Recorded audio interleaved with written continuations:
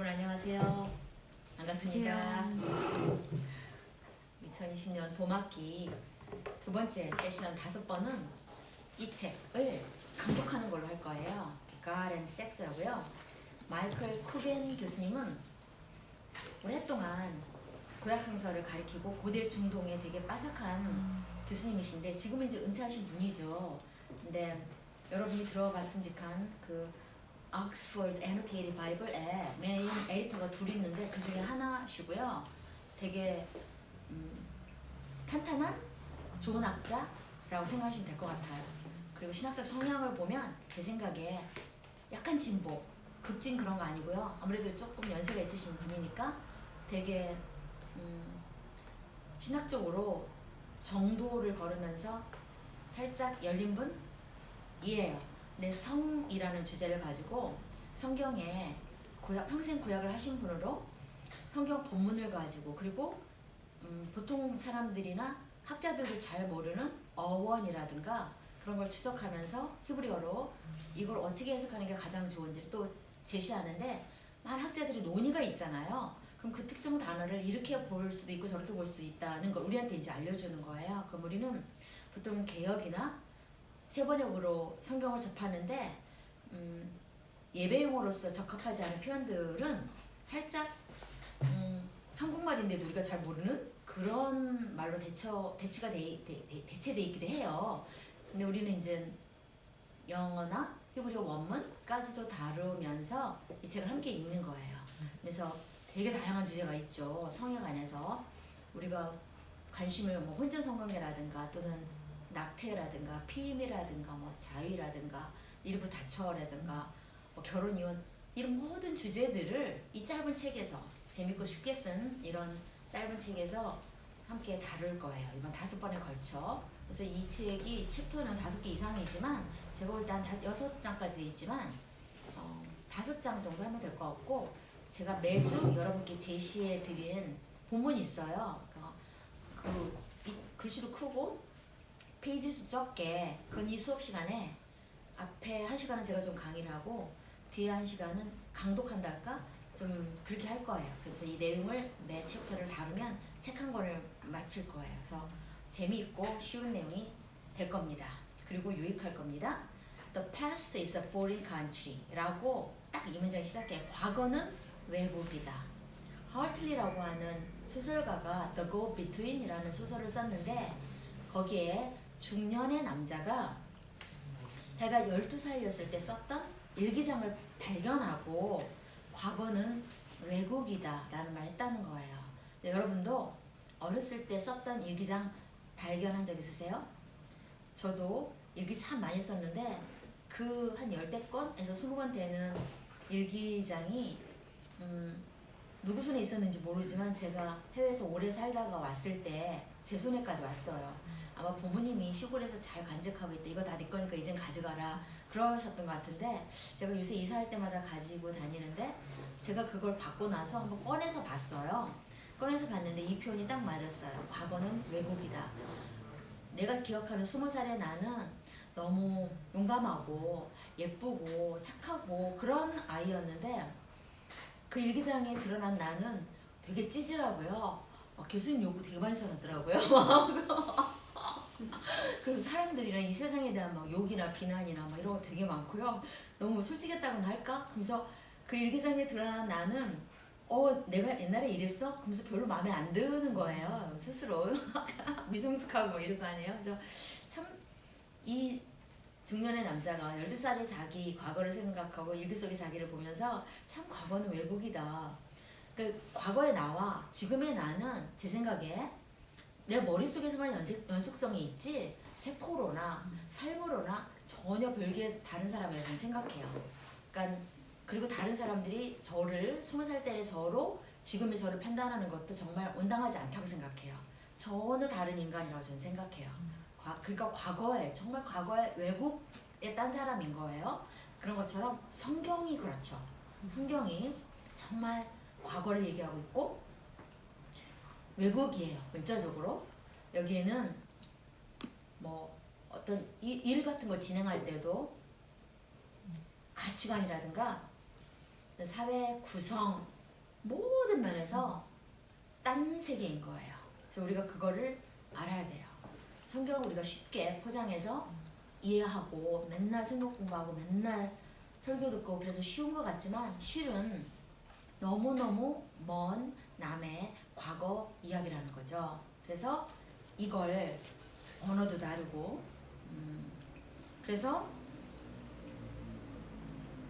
물론 우리가 주제가 지금 성이고 성에 관한 용어 섹슈얼리티잖아요. 그래서 이것이 인간의 보편 경험이기는 해요. 어느 나라든지 성이라는 것은 보편 경험이죠. 그럼에도 불구하고 성서세계, 고대 성서세계에서는 아주 고대 이스라엘다운, 고대 가나안다운 그러한 표현들과 그러한 가치관들이 많이 들어있죠.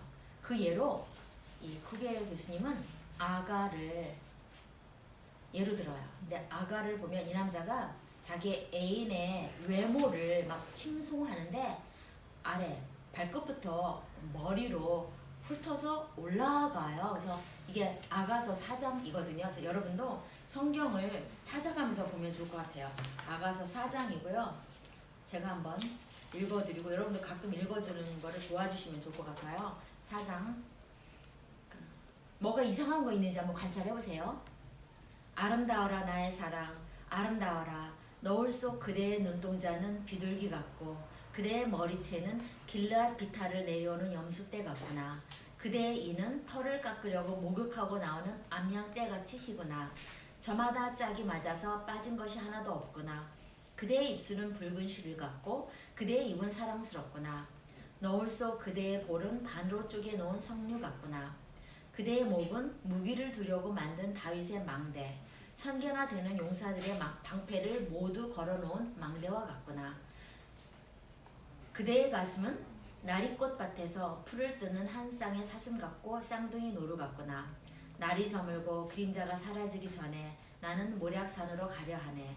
의양 언덕으로 가려하네. 아름답기만 한 그대 나의 사랑 흠잡을 데가 하나도 없구나. 라고 칭송을 했어요. 이상하거나 좀 다른 데 있어요? 여러분은 애인의 외모를 칭송한다 그러면 어떤 표현을 쓰세요? 요즘 젊은이들 뭐라고 해요?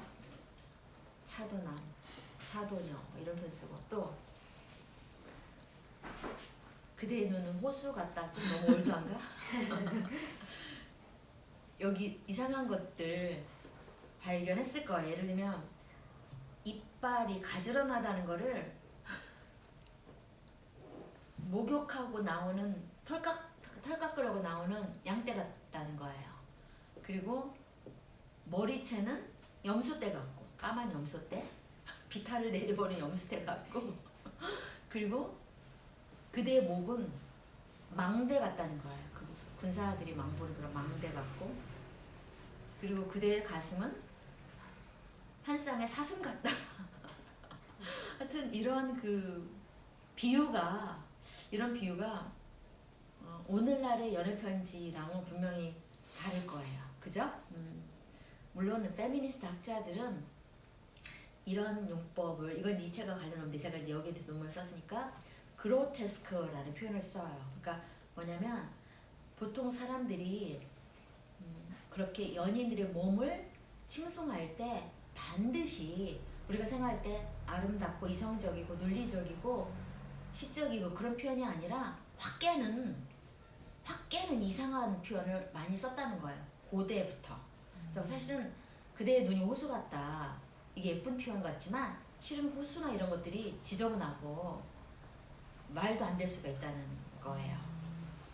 그래서 그걸 그로테스크하다라는 표현을 학자들이 많이 썼어요. 그래서 일부러 그 몸을 보다가도 눈을 돌리게 만드는 그 몸에 대해서 상상하다가도 상상을 멈추게 만드는 그런 효과를 낼 수 있다고 하여튼 그랬어요. 근데 분명한 건 지금 이 전원적인 요소들 있잖아요. 석류, 그 암양떼 그리고 다윗의 동사들의 망대, 쌍둥이 노루, 저 산이 날이 저물고 되게 전원적이고 목가적이고 농촌 풍경이나 이런 목축 풍경이나 도시랑은 사실 굉장히 지금의 21세기 도시랑은 거리가 먼 그런 비유를 쓰고 있고요.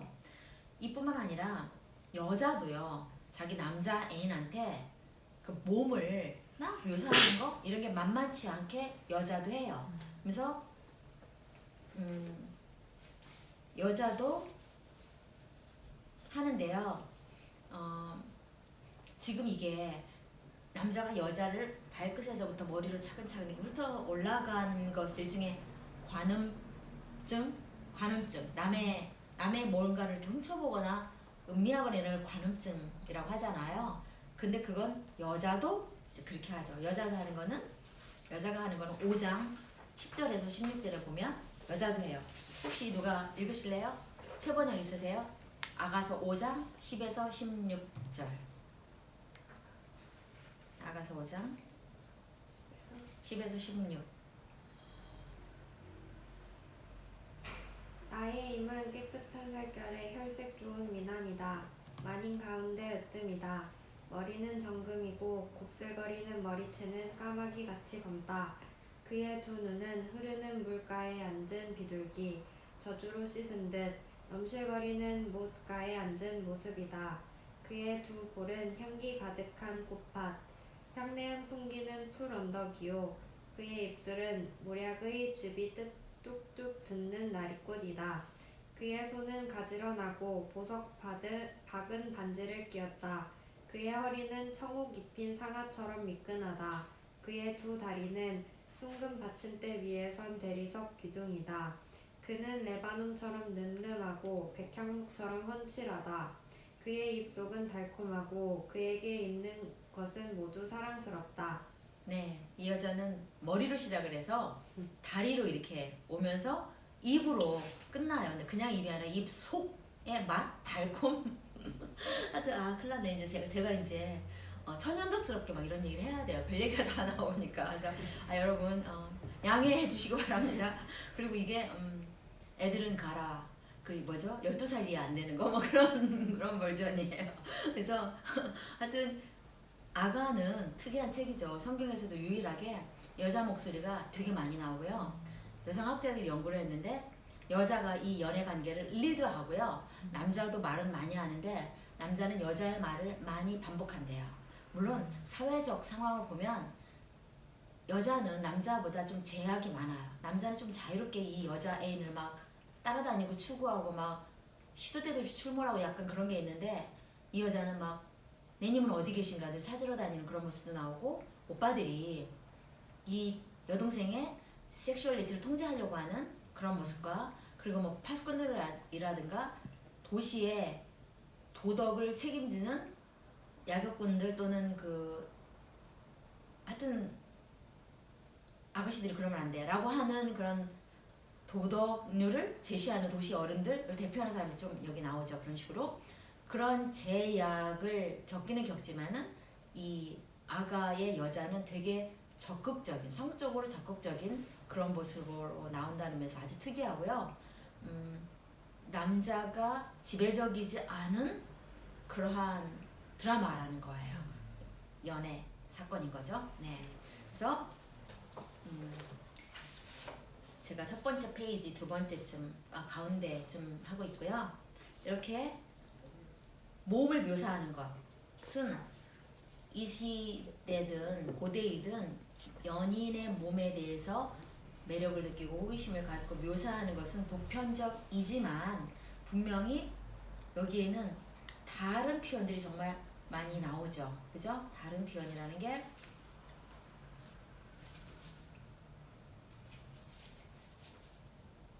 뭐 이국적인 식물이나 동물들이 막 등장하고요. 아까 막 우리가 읊은 성리마 막 그런 것들 그리고 비탈길이라든가 그리고 미에 대한 독특한 관점 막 이런 것들을 묘사하고 있어요. 그래서 과거의 성서 속 사람들은 일도 다르게 하고 관점이나 가치관도 다르고 수거도 독특하게 사용하고 있어요. 우리 한국 사람들이 쓰는 수거와 다른 수거들을 또 쓸 거 아니에요? 그러니까 우리가 우리말로 번역할 때도 그런 맥락을 알아야 잘 번역할 수 있죠. 그래서 성에 관한 표현도 그렇죠. 성경에서 성관계를 표현하는 가장 흔한 단어 중에 하나가 알다라는 단어여서 여러분이 들어봤을 거예요. 야다라는 뜻인데요. 히브리어로는 야다인데요. 알다라는 뜻이에요. 그래서 지식을 그냥 알고 몰랐던 거 알고도 알지만은 육적인 지식, 그러니까 성관계를 해서 알게 되는 거, 성관계가 뭔지 알게 되는 거, 그것도 알다라고 표현을 해요. 그래서 뭐 그 여자가 그 남자를 알다, 또는 처녀라는 표현이 뭐냐면 남자를 알지 못하는 사람, 이 처녀예요.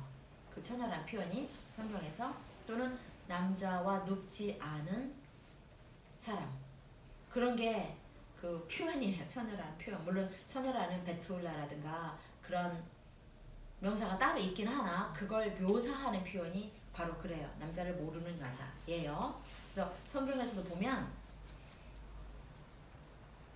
성경에서 이 친밀한 지식을, 성적으로 친밀한 지식을 나타내는 뜻으로 야다가 12번 이상 쓰였다라고, 12번 이상인 것 같은데요. 어쨌든 에덴 동산에서 최초의 사람이, 둘이, 남자와 여자가 쫓겨난 다음에 성관계를 했다라는 표현을 아담이 자신의 여자 또는 자신의 아내, 그러니까 이슈라는 말이 아내도 되고 여자도 되잖아요. 그래서 자신의 여자를 알았다. 그리고서 그녀가 임신했다. 가인을 낳았다. 가 창세기 4장 1절에 나오거든요. 그래서 알았다, 그러니까 성관계를 가졌다라는 말과 동의어라는 거예요. 그리고 또 민수기 31장을 보면 어떤 규정이 나와요. 그래서 헤렘의 법칙이라든가, 그러니까 헤렘의 법칙 같은 건 원래 남의 나라를 쳐들어가면 완전히 뭐 모든 사람을 다 죽이고 모든 동물을 다 죽여서 자신의 신한테 거룩하게 바친다라고 하는 헤렘의 법칙이 있지만, 가끔 그게 어기는, 가끔 그거를 예외적으로 두는 규정이 있는데, 그 중에 뭐냐면 남자를 알지 못하는 처녀, 여자들은 살려두어서 데리고 오는, 납치해서 데리고 오는 거죠. 전리품으로 데리고 오는 거죠. 그 규정이 가끔 성경에 있거든요. 그래서 31장, 민수기 31장 17, 18절을 보면은 그런 게 있어요. 오늘날의 감수성하고는 안 맞죠. 그러니까 이런 것들은 그냥 잘 감안해서 들어야 되는데, 하여튼 거기에도 이런 표현이 나와요. 31장 17, 18 보면 그러니 이제 아이들 가운데서 남자는 다 죽이시오. 남자와 동침하여 사내를 안 일이 있는 여자도 다 죽이시오. 이제 군대가 이제 이기고 돌아온 얘기를 하는데, 다 죽여라라고 할 때 애들 중에서도 여자애들은 곧 크면 쓸모가 있으니까 남자애들 다 죽이고, 성인 여자 중에서는 그것도 남자랑 동침한 적이 있는 사람, 남자랑 그러니까 이 표현을 보통은 나란히 반복해서 쓰게 돼요. 남자 누운 적 있는 여자, 남자를 아는 여자, 이 말을 반복해서 써서 같은 뜻을 나타내는 거죠. 그런 사람 빼놓고는 다 죽여라. 그런데 그리고 이래요. 남자랑 동침하지 않은 사람, 남자를 안 적이 없는 처녀는 당신들이 차지할 몫으로 두시오, 살려두시오. 하여튼 이런 표현이 있어요. 성경의 사사기에도 나오고 신명기에도 나오고 그러죠. 그래서 어쨌든 그 안다는 표현이 그렇게 쓰였어요. 그래서 오늘날 성경을 번역할 때는 바로 이렇게, 지금 제가 읽은 게 3번역인데 이렇게 그대로 알다라는 말을 그대로 번역을 하기도 하고요. 예를 들면 함께 눕다, 누구누구와 관계를 갖다, 누구누구랑 성관계를 갖다 라는 식으로 적절하게 번역을 하기도 했어요. 근데 어떤 때는 이걸 문자적으로 번역을 안 하고 현대식으로 풀어서 번역하면 그 정확한 뉘앙스를 모를 때 우리가 현대 독자가 놓쳐버리는 거죠. 그럴 때도 있다는 거예요. 그래서 문맥을 놓친 예로 아모스 3장을 예를 들고 있어요. 아모스를 여러분이 보면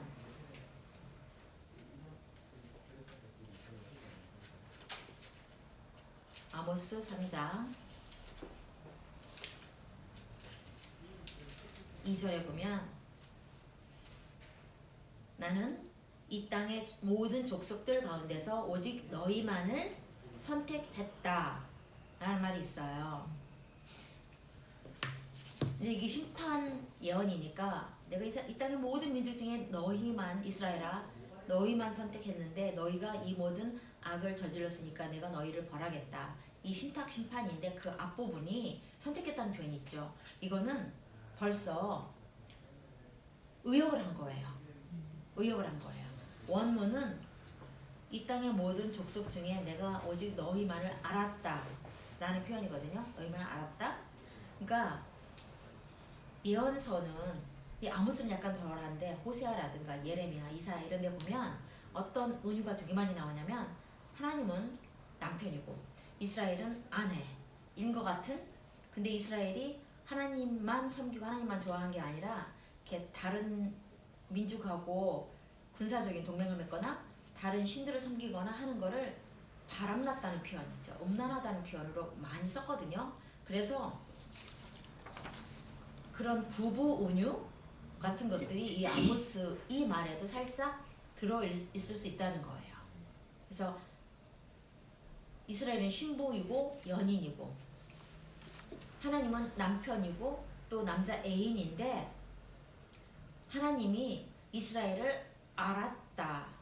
다른 모든 족속들을 제끼고 내가 너만을 알았다라는 것은 바로 그렇게 약간 성적으로 친밀한 은유를 말하고 있다는 거예요. 근데 여기에 우리말로 이 땅의 모든 민족 가운데 오직 너희만을 알았다라고 하면 하나님 그럼 바본가? 다른 민족은 모르고 이스라엘만 알았나? 라고 오해할 수도 좀 번역이 이상할 수 있으니까 선택했다는 말로 바꿨죠. 그렇지만 예언자들의 부부 은유가 워낙 유명했다고 생각을 할 때, 그리고 하나님과 이스라엘 관계를 되게 친밀한 연애 관계나 부부 관계로 하도 여기저기 은유가 많이 있으니까 바로 여기 알았다는 것도 그런 뜻으로 봐야 된다는 거예요. 번역에서 사라지는 거죠.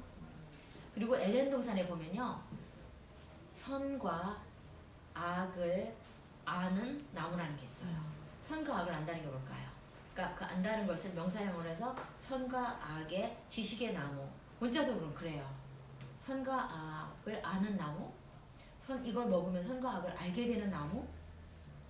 그죠? 그걸 가지고 굉장히 많은 논의가 있고 정답은 없어요. 정답은 없는데 이제 그게는 한 가지 해석으로 성적으로 안다는 걸로, 그래서 성인이 되는 거 그걸로 이제 해석을 하는데, 왜냐면 이 채취 두 사람이 먹음직도 하고 보암직도 하고 둘이 나란히 서가지고 둘이 있는데 뱀이 자꾸 진짜 하나님이 너희들 저거 먹으면 정령 죽는데 내가 약속한데 절대 안 죽어 막 이런 식으로 뱀이 욕을 하잖아요. 그러니까 이 여자가 이렇게 하고 저렇게 막 보암직도 하고 먹음직도 하고 하나님이 너희들 저거 먹으면 정령 죽으리라 라는 말을 여자는 못 들었어요.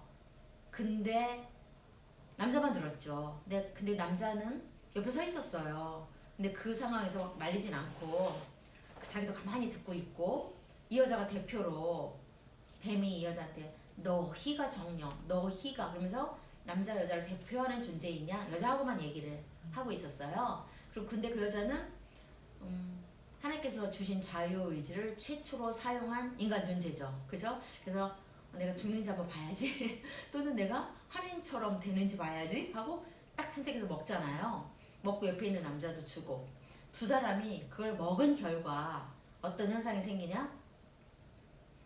부끄러워요. 벌거벗었다는 걸 알아요. 그러니까 뭐냐면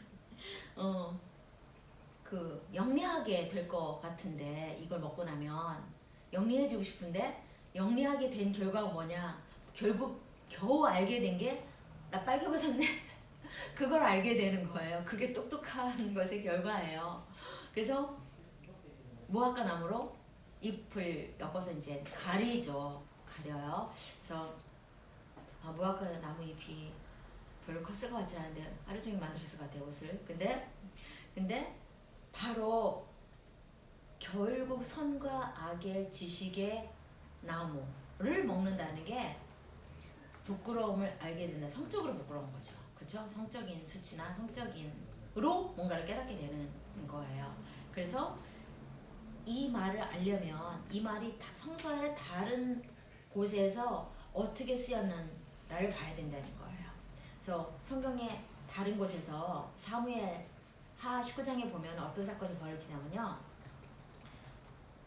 압살롬이 다윗의 아들이고 왜 멋있는 긴 머리로 유명한 왕자인데 압살롬이 왕비가 많았고 각 왕비에서 여러 왕자들이 생겼고 이 왕자들은 서로 왕위 다툼을 하는 거고 그러는 판국의 압살롬이 반란을 일으켜서 자기 아버지인데 근데 이 아버지가 나이 아주 많이 먹도록 세자를 정하고 왕위를 물려주고 이런 모습이 안 나오죠. 그죠? 그래서 막 정신이 똑바르지 못한 걸로 나와요. 다윗의 말년에 오히려. 그죠? 그러니까 바세바 이런 엄마가 나서서 당신이 솔로몬한테 왕위를 주겠다고 전에 맹세하지 않았냐고 이렇게 덮어 씌워도 내가 그랬나비요? 할 정도로 온전하지 않은 걸로 약간 나오잖아요. 그래서 그런 상황까지 가는데 어쨌든 압살롬이 반란을 일으켰고 반란을 일으킨 그 상징으로 다윗의 후궁들을 온천하에서 범하는 걸로 나오잖아요. 그러면 그 성적으로 범하는 것이 곧 내가 아버지를 이겼다?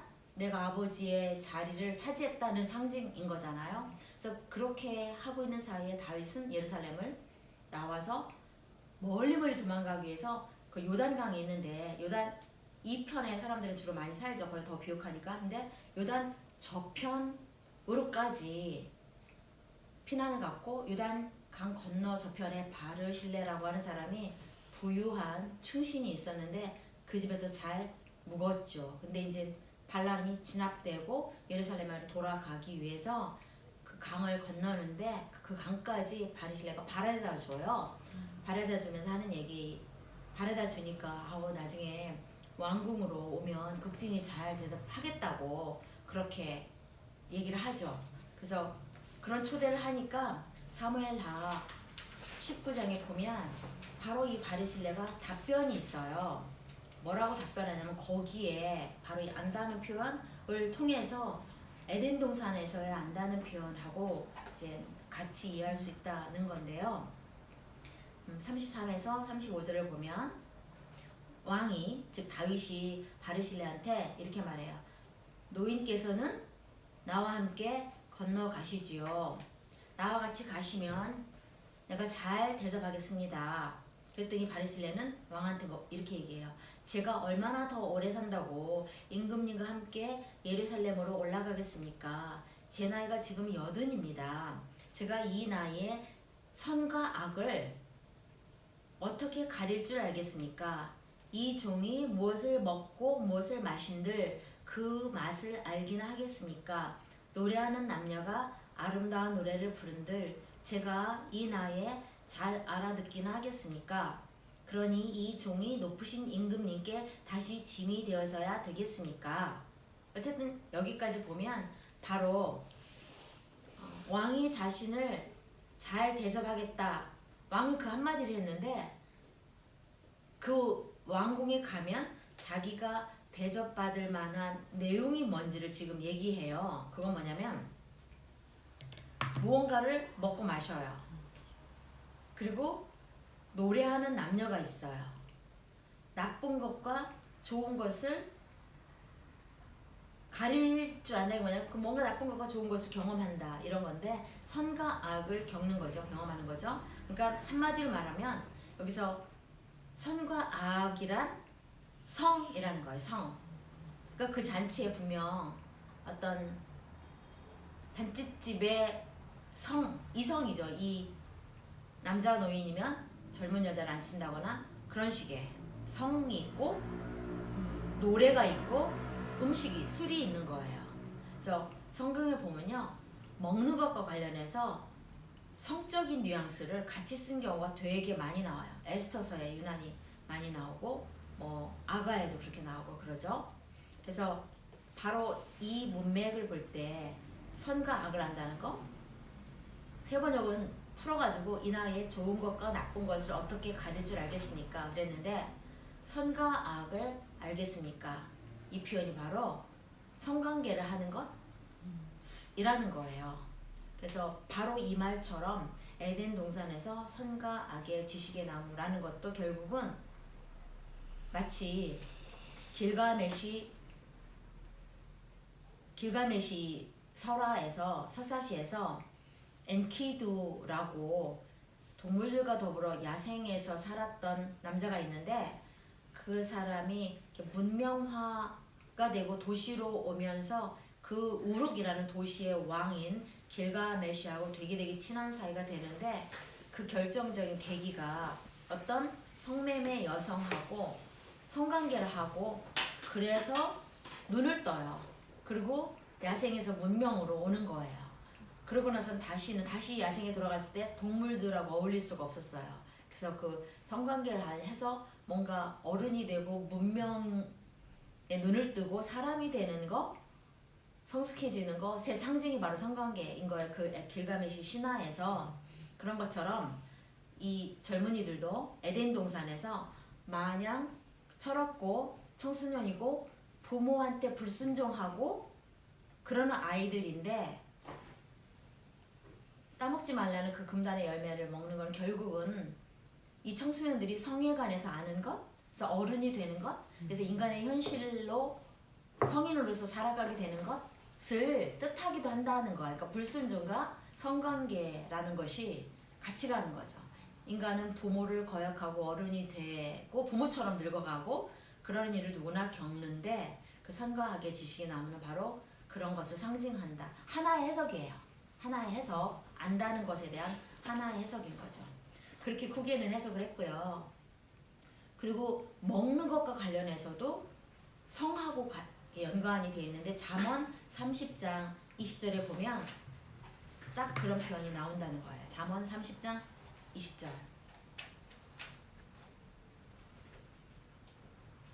잠언 30장 20절을 읽어보겠습니다. 가늠한 여자의 자취도 그러하니 먹고도 안 먹었다고 입을 씻듯이 나는 아무런 악행도 한 일이 없다고 한다. 그러니까 먹고도 안 먹었다고 입을 씻는다는 게 바로 그 가늠한 여자라는 표현과 관련해서 그냥 음식을 먹고 안 먹었다고 입 씻는 게 아니라 성관계를 했는데도 안 한 것처럼 이게 바로 그런 뜻이라는 겁니다. 그래서 쿠겐이 이렇게 얘기해요. 에덴에는 성교육이 없었다. 그래서 이 첫 번째 최초의 남자 여자의 성관계는 전에는 알지 못했던 것을 알게 되는 것이고, 나라는 존재는, 나라는 인간은 이런 성적인 본성을 갖고 있는 존재구나 라고 깨닫는 것이라는 거예요. 그래서 그리고 알다라는 단어 말고도 또 다른 단어들이 성관계를 많이 나타내는데 아까 민수기에도 나왔던 것처럼 누구누구와 눕다, 누구누구와 자다. 이거는 영어도 한국말도 똑같아요. 그쵸? 누구누구랑 자다는 드르렁 자는 거 그런 뜻도 있지만 누구누구랑 잤다? 누구누구랑 잤다는 성관계를 완전히 뜻하잖아요. 한국말로도. 근데 나는 누구누구랑 누웠다? 한국말로는 아닌 것 같아요. 그죠? 누구누구랑 난 누웠어? 아닌 것 같아. 한국말로는. 그죠? 고대에는 어땠는지 모르겠는데 지금은 아니고요. 잤다는 건 아직도 쓰는 말 같아요. 그죠? 네. 그래서 근데 한 가지 더 히브리어에는 이런 말이 있어요. 누구누구에게 가다. 누구누구에게 가다. 누구누구에게 들어가다가 근데 그럴 때 주어는 절대 다수가 성경에서 남자예요. 그리고 남자라는 말은 자카르고 여자라는 말은 느케바인데 느케바가 구멍이란 뜻이에요. 구멍 있는 사람. 그러니까 되게 누구누구에 들어가다 동물적이죠. 너무 해부학적이고 별로야. 근데 한국말로는 가다와 들어가다 그런 표현으로 성관계를 뜻하진 않죠. 그죠? 자다가 유일하고 안다는 거하고 안다는 말도 한국말로 쓰는 것 같아요. 근데 자다는 말이 더 쉽게 이해가 되는 완곡어법인 것 같아요. 그래서 성경은 이렇게 다양한 표현들을 쓰는 거죠. 어느 문화이든지 이렇게 성하고 관련된 거, 성관계랑 관련된 거랑 소변 보는 거나 대변 보는 거, 그리고 죽는 거과 관련돼서는 죽는 것도 돌아가신다는 표현 쓰잖아요. 그리고 우리는 소변 보는 걸 뭐라고 표현하죠? 볼일 보러 간다. 그러니까 볼일은 소변 쓰고 대변 볼 수 있고 애매한 표현이잖아요. 그리고 영어로는 넘버 원, 넘버 투 이런 표현도 하고요. 자연이 나를 부른다, 자연이 부른다 이런 표현을 쓰거든요. 그러니까 완곡어법이 어느 문화권에나 있어요. 그래서 열조에게로 돌아갔다. 성경 표현에 나오죠. 그쵸? 열조에게로 돌아갔다. 라는 표현이 조상들에게도 돌아갔다. 조상들이 계신 곳으로 갔다. 우리도 약간 비슷한 것 같아요. 그죠? 조상들이 계신 곳으로 갔다. 그래서 그 죽음이라든가 소변, 대변, 성화 관련되는 거는 완곡어법이 있는데 그게 우리는 한국이니까 한국식 표현이 있고 성경은 성서식 표현이 있는 거죠. 그래서 그거를 그대로 번역을 할 수가 없는 경우에 번역 속에서 가리워지는 것들이 있고요. 다 못 살려내는 게 있죠. 일부러 번역으로 감추는 것도 있어야 되겠죠. 성경이 앞에 나가서 거룩하게 읽어야 되는 부분도 있으니까 그렇죠. 그래서 그리고 그 예로는 왜 성경에서 창세기에서 레아하고 라헬이 자매인데 라반이 야곱한테 차례로 사기쳐가지고 자기 딸들을 결혼시키는 이야기가 나오잖아요. 거기에 보면 라헬이 계속 애를 못 낳아요. 근데 어쨌거나 레위기 섹스법에 의하면 자매하고 결혼하는 건 불법이에요. 근데 창세기는 그렇게 후대에 생긴 율법과 상관없이 그런 걸 자연스럽게 어긴 것들이 좀 많이 나오잖아요.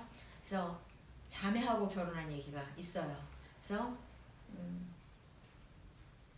르우벤이라고 하는 라헬의 큰 아들이 이 합한채를 애가 풀을 뜯어왔는데 이게 정욕 촉진제 및 임신 촉진제로 과거에 믿어졌다는 거예요. 그래서 그걸 이야기가 갖고 오니까 그거 놔줘. 라헬이 그거 놔줘. 나를 주면 언니가 오늘 밤에 야곱 남편과 누울 수 있다 라는 말을 써요. 눕다. 누울 수 있어. 그거 놔주면 눕게 해줄게. 그러니까 야곱이 라헬만 좋아하고 라헬하고만 자려고 하니까 이제 레아는 더 임신을 함으로써 자신의 지위나 이런 걸 확보하려고 하는 상태이니까 그러니까 남편이 딱 집에 오니까 레아가 이렇게 말하는 거야. 야곱한테 당신은 오늘 나한테 들어와야 합니다. 그러니까 들어오다는 말, 함께 눕다 이게 다 같은 말이라는 거예요. 그러니까 자매끼리 이런 말을 한다는 게 일종의 완곡어법이면서도 흥미로운 거는 가부장제는 지금 라반이 아버지가 이 딸들을 맘대로 야곱한테 결혼시켜서 이 딸들이 아버지에 의해서 원치 않는 결혼을 한 것도 있어요. 그럼 동시에 야곱은 자기가 좋아하는 여자는 라헬인데 이 여자들의 거래에 의해서 이 남자의 섹슈얼리티가 사고파하는 것이 됐잖아요. 그죠? 그러니까 가부장제에서 삶의 선택권이 없는 여자들인데 다시 엎치락뒤치락하게 여자들이 남자를 사고파는 또 그런 모습이기도 한 거예요. 근데 어쨌든 그 장면에서 누구누가 높다? 당신이 나한테 들어가야 된다? 이런 말들을 하는 것을 볼 수 있어요. 그리고 또 성관계를 하다라는 표현 중에 벌거벗음, 빨개를 벗기다. 그러니까 벌거벗음을 벗기다는 표현이 성관계를 하다. 성경에 많이 나와요. 특히 레위기 18장 그 섹스법이라는 그 법에 많이 나오는데 벌거벗음은 성기를 뜻하는 거예요. 성기를 노출시키는 거, 성기를 뜻하는 건데 그리고 성기를 가리키는 말은 몸의 허리 이하의 몸의 각 부분이 성기를 가리키기도 해요. 허리, 허벅지, 그리고 발뒤꿈치 이게 다 성기를 가리키는 표현이죠. 근데 특히 사람의 신체 중에서도 손은 남성의 성기를 가리키는 말이에요. 손. 그러니까 야드라는 말이 손이고요. 또 카프라는 말이 손인데 야드는 여기부터 그러니까 손톱 끝에서부터 여기 팔뒤꿈치까지 이만큼이 야드예요. 야드. 이만큼이 야드고 또 이 손톱 끝에서부터 손목까지가 카프. 그러니까 손은 둘 다 손인데 우린 여기는 팔이라는 말을 쓰고 싶지만 성경에서는 상황에 따라 종종 손이라고 잘 번역을 해요. 왜냐면 그게 팔 그저 강한 팔 뭐 그렇게 쓸 때도 있지만 둘 다 손이라고 번역될 수 있는데 이만큼을 가지고 성기라고 하진 않고요.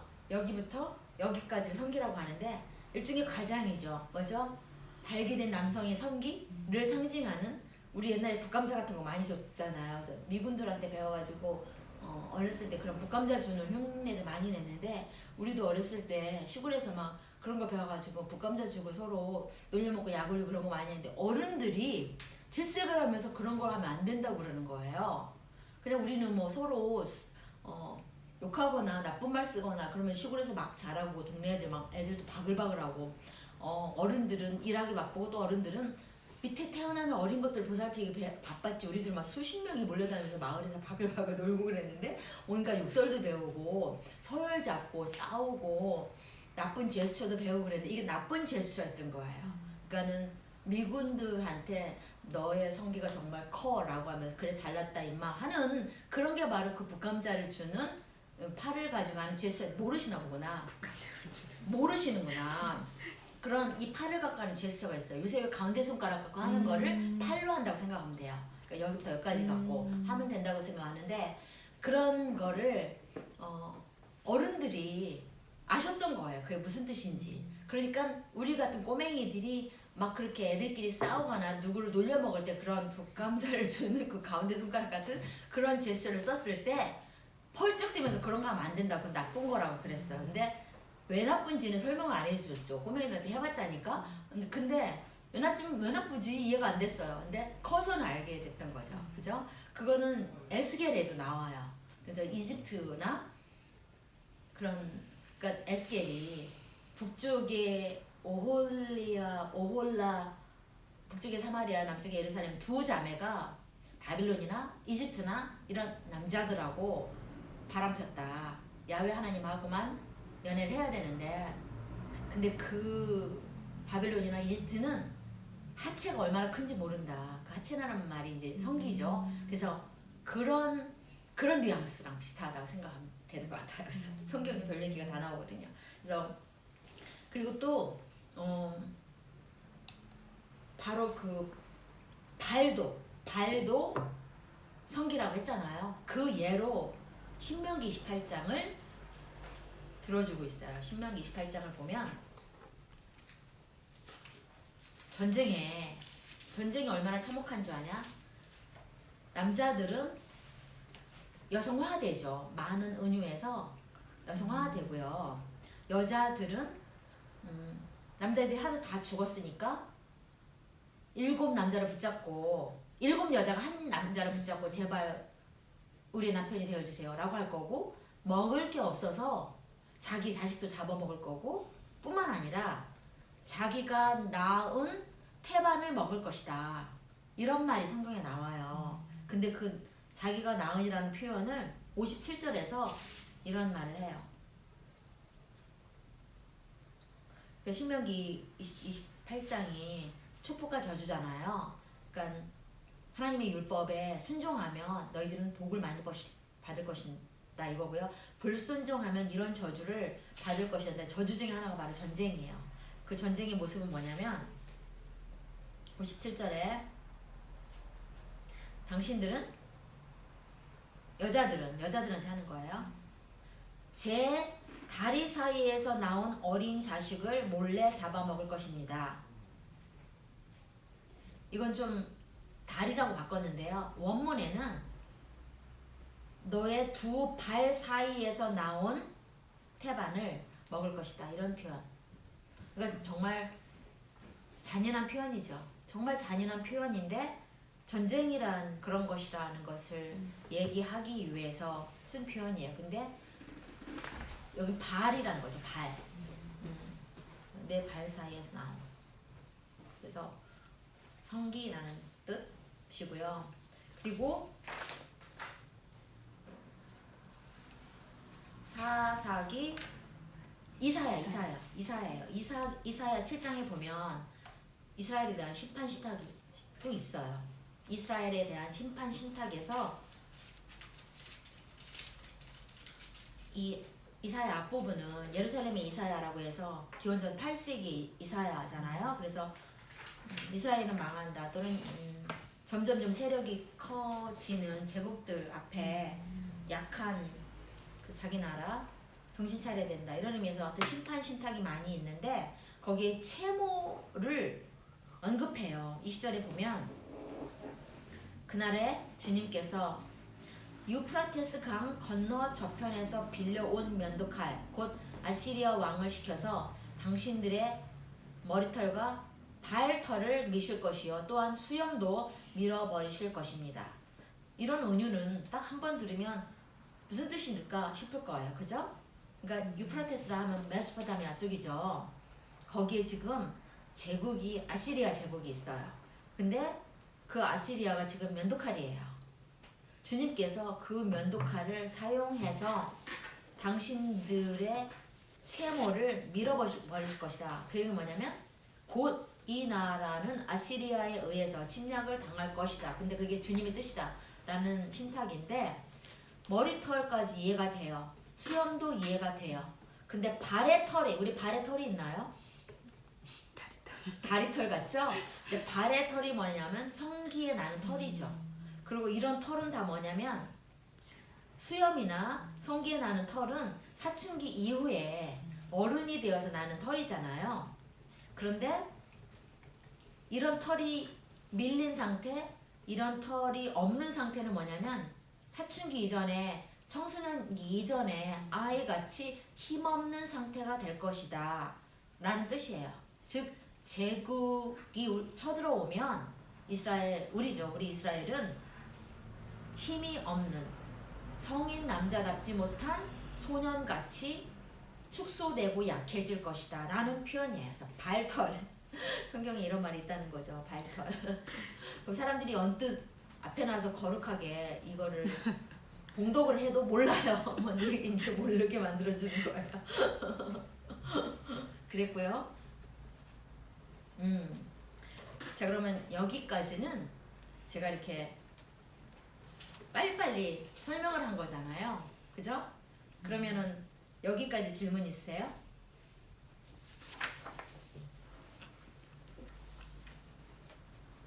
제가 13쪽부터는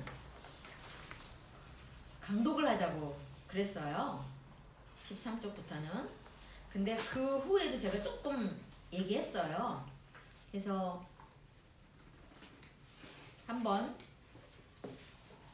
출애굽기 이야기 있죠. 출애굽기 이야기 하고 룻기 특히 십보라 이야기 가기 전에 룻기 이야기를 한 번만 짚을게요. 룻과 보아스 이야기를 보면 나오미랑 둘이 굉장히 위험한 미인계를 둘이 꾸며요. 그죠? 그래서 맨날 어버이 주일 되면 특별 강사를 어머니날 특별 강사를 초대해가지고 고부간 아름다운 고부간 그리고 이거는 권사님들이 너무너무 좋아해요. 며느리들이 막 죽을 때까지 시어머니 모시고 이런 이야기 너무 좋아하는데 제가 새로운 해석을 했더니 권사님들이 저한테 항의했어요. 아, 그 좋은 성서 해석을 왜 두고 이상하게 성서를 해석하느냐고 저한테 막 뭐라고 하셨는데 저는 룻이 그 현지인들이 하나도 환영 안 하고 법도 외부인들한테 별로 우호적인 법이 아닌데 룻이 야심만만하게 그 두 가지 장애를 극복하고 성공한 이주 노동자가 되어서 특히 그 보아스를 성공적으로 꼬시고 막 이러면서 애 낳고 결국 다윗 왕가의 주상이 되게끔 했다 그런 식으로 해석을 이제 한 건데 그래갖고 되게 욕먹었어요. 근데 학자들은 새로운 해석을 늘 해야 되고 또 설득력이 되게 중요하고 창의성이 되게 중요한 건데 은혜롭진 않았나 봐요. 나는 되게 은혜로웠는데 근데 어쨌든 거기에 보면 자기 며느리를 꽃단장을 시키죠. 그래서 타작마당에 가라. 근데 원래 타작마당이라는 곳이 여자들한테는 위험한 곳이었고 성매매가 빈번한 곳이었다는 거예요. 그래서 남자들이 타작마당에서 하루 종일 수학을 하고 나면 날씨가 춥지 않은 곳에서 자는 거죠. 자고 밤늦도록 술도 먹고 성매매가 있고 돈이 돌고 그랬다는 거예요. 근데 사실 이런 거는 여자들은 미처 생각하지 못하지만 지금 21세기에 남자들이 많이 하는 업종에는 바로 이렇게 술이나 성매매가 상당히 많은 것 같아요. 예를 들면 트럭커들, 트럭 운전사들이, 이건 한국 얘기는 아닐 수 있겠지만 한국 얘기일 수도 있어요. 근데 트럭들이 몇 시간씩 하루 종일 막 운전하고 이러는 미국 같은 데 보면 서비스 에어리어에 트럭들이 쫙 파킹을 해놓죠. 밤에 묵는 거예요. 트럭에서 자는 거죠. 그러면 성매매가 굉장히 많대요.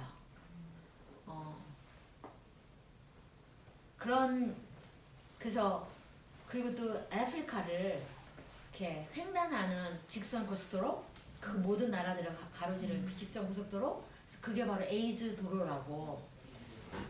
아프리카도 그렇다는 거거든요.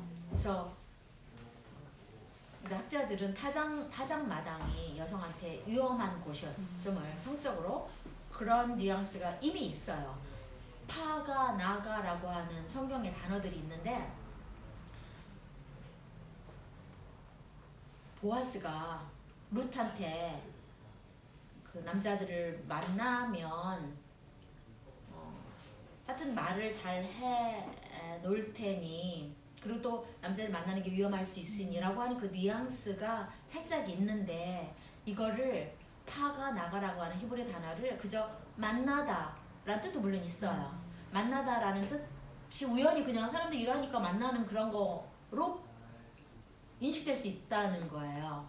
그러니까 되게 룻기를 목가적으로 번역할 수 있다는 거예요. 낭만적으로. 근데 실제로 뉘앙스는 이게 성폭행이라는 거예요. 그 맥락은. 그래서 동사를 어떻게 선정하느냐에 따라서 전혀 다른 얘기가 된다는 거죠. 목가적인 이야기가 되든가 여성이 성폭행을 당할 수도 있는 그런 밤의 이야기가 되든가, 더군다나 낯선 젊은 여자가 다른 데서 왔는데 동네 남자들이 얼마나 열심히 보겠어요. 그죠? 그런 뉘앙스도 있다는 거죠. 근데 그날 밤에 이 여자가 가서 하는 행위를 보면 보아스가 자고 있는데 담요를 들추잖아요. 발을 들춰요. 발을 들추는데 발을 들추는 게, 발을 들춘다는 표현이 나오는데 보아스 자다가 발 시려워서 발에 한기를 느꼈다는 뜻이 아니라는 거예요. 그래서 발은 성기를 가리킨다는 거죠. 그러니까 거기에 밤이라고 하는 어둠 속에, 그리고 거기에 약간 담요 같은 그런 그 겉옷 같은 그런 단어가 등장하잖아요. 그것이 덮었으니까 그 덮음 속에 많은 일들이 덮여 있어요. 그렇지만 실제로 맑은 눈으로 보면 분명한 건 이 여자가 어떤 돈 많은 남자, 나이도 훨씬 많은, 왜냐면 지역사회에서 유력하다는 게 젊은 애겠어요. 또래가 아닌 거죠. 그래서 가서 성적으로 뭔가 자기가 제공하고 그 남자한테 책임지라고 요구하는 그런 상황이라는 거예요. 그러니까 발이 그냥 한기를 느껴서 깼다 그런 게 아니라는 거죠. 그죠? 그래서 마이클 쿡에는 그런 예를 들었어요. 그리고 네, 질문. 네. 실시간 채팅으로 네. 알다가 네. 상적으로 12회 사용됐다고 하는데 적은 네. 편 아닌가요? 라는 적은 편 질문이 아닌가요? 저는 12번 더 될 것 같은데, 어쨌든 마이클 쿡에는 아마 그걸 그냥 쓴 말은 아닐 것 같아요. 그건 사전을 찾아봐야 될 것 같아요. 적냐고요? 네, 적은 너무 편이 적은 아닌가요? 라는 성서 질문이 텍스트 들어오네요. 속에서 너무 적게 12번 표현된가요? 정도면 너무 적은 편이 아닌가요? 더 많이 쓰였을 것 같다는 뜻이죠. 그죠? 사전을 찾으면 금방 알 수 있는데 그런 뜻으로 쓰였는지 12번 더 될 것 같은데. 어쨌거나 자주 나오는 표현 중에 하나죠. 알다. 대부분의 사람들은 이제 야다라는 게 성적으로 알다라는 거를 이제는 평신도들도 다 아는 것 같아요. 그 야다와 더불어 다른 표현들도 많이 완곡어법으로 쓰이고 있으니까요. 그죠? 성관계를 나타내는 말. 그래서 발 시려워서 깬 건 아니다. 그 얘기가 나왔고요. 그 다음에 야엘 있죠. 야엘하고 시스라 이야기. 그래서 드보라하고 바락 이야기인데 사사기 4장에 보면요. 17에서 22절에 적장 시스라가 지금 이스라엘을 공격해야 하는 사람이 피곤해서 이웃 종족인 야엘 내 천막에 들어갔어요. 근데 야엘은 이 적장을 환대법을 어기고 죽였죠.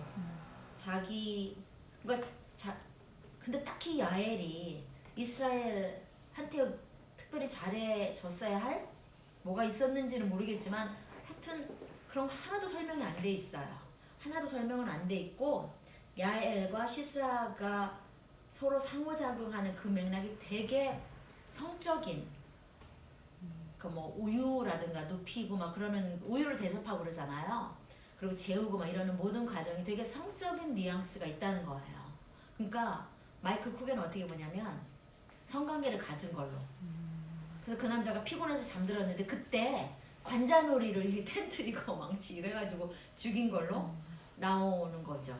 그래서 드보라가 4장에서는 내러티브가 나오고 5장에서는 그걸 시로 표현해서 나오거든요. 사사기 5장 27절에 드보라의 노래에는 그게 훨씬 더 적나라하게 오히려 나온다는 거예요.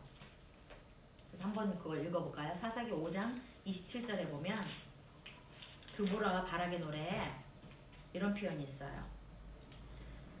시스라는 그의 발 앞에 고꾸라져 쓰러진 채 누웠다. 그의 발 앞에 고꾸라지며 쓰러졌다. 고꾸라진 바로 그 자리에서 쓰러져서 죽고 말았다. 거의 3번이 반복되는데 발이 2번 나오잖아요. 그죠? 발이 2번 나와요. 그래서 바로 이 말이 그녀의 그러니까 야엘의 발 사이에서 근데 발 앞에서라고 여기는 의역을 해놨는데 그의 발 사이에서 고꾸라져 쓰러진 채 누웠다. 이게 쓰러져서 죽고 말았다. 이 표현이 사실 이미 먼저 바로 이 앞절에서 머리를 깨부수고 관자놀이를 깨뜨려 버렸다가 있거든요. 근데 그 발 사이에도 이런 표현이 성적인 뉘앙스로 보는 거예요. 문자적으로도 볼 수 있지만 성적인 뉘앙스로 볼 수 있다는 거죠.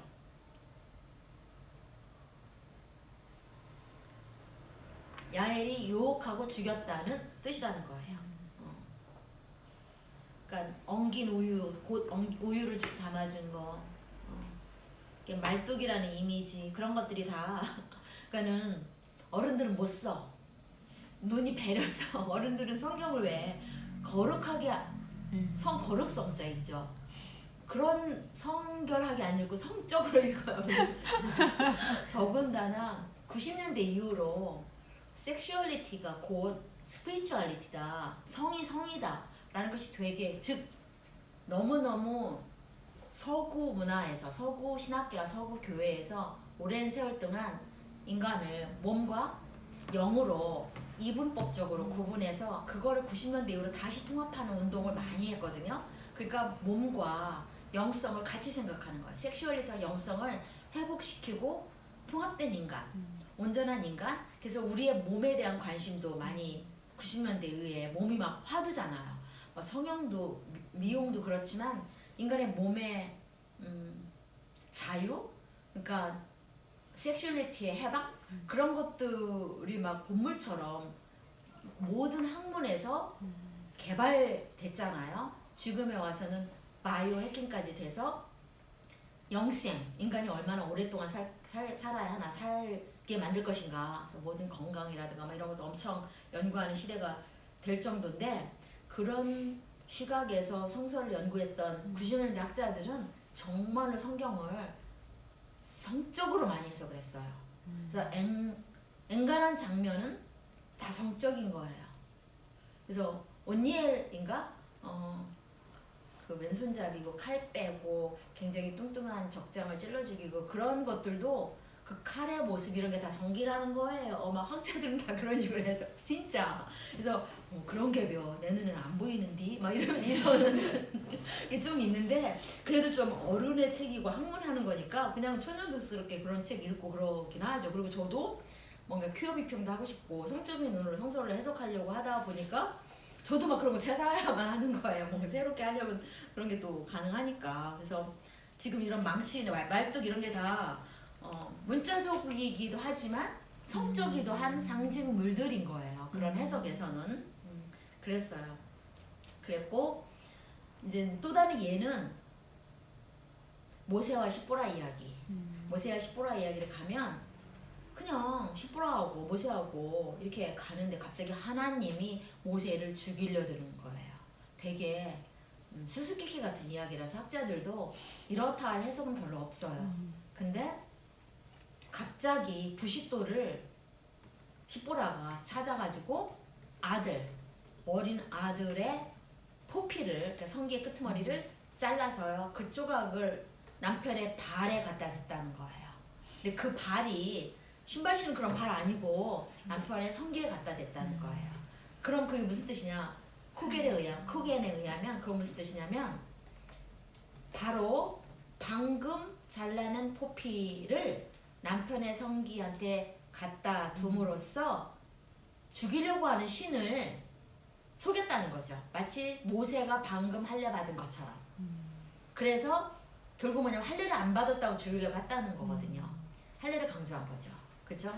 할례를 강조한 거는 고대 중동에는 이집트도 그렇고 할례라는 게 다 있었다는 거예요. 이스라엘만 독특한 게 아니라. 그러나 할례나 안식일 이런 걸 되게 강조함으로써 우리가 유대인이야, 우리가 참 이스라엘이야 라고 민족의 정체성을 강조하던 때는 포로기거든요.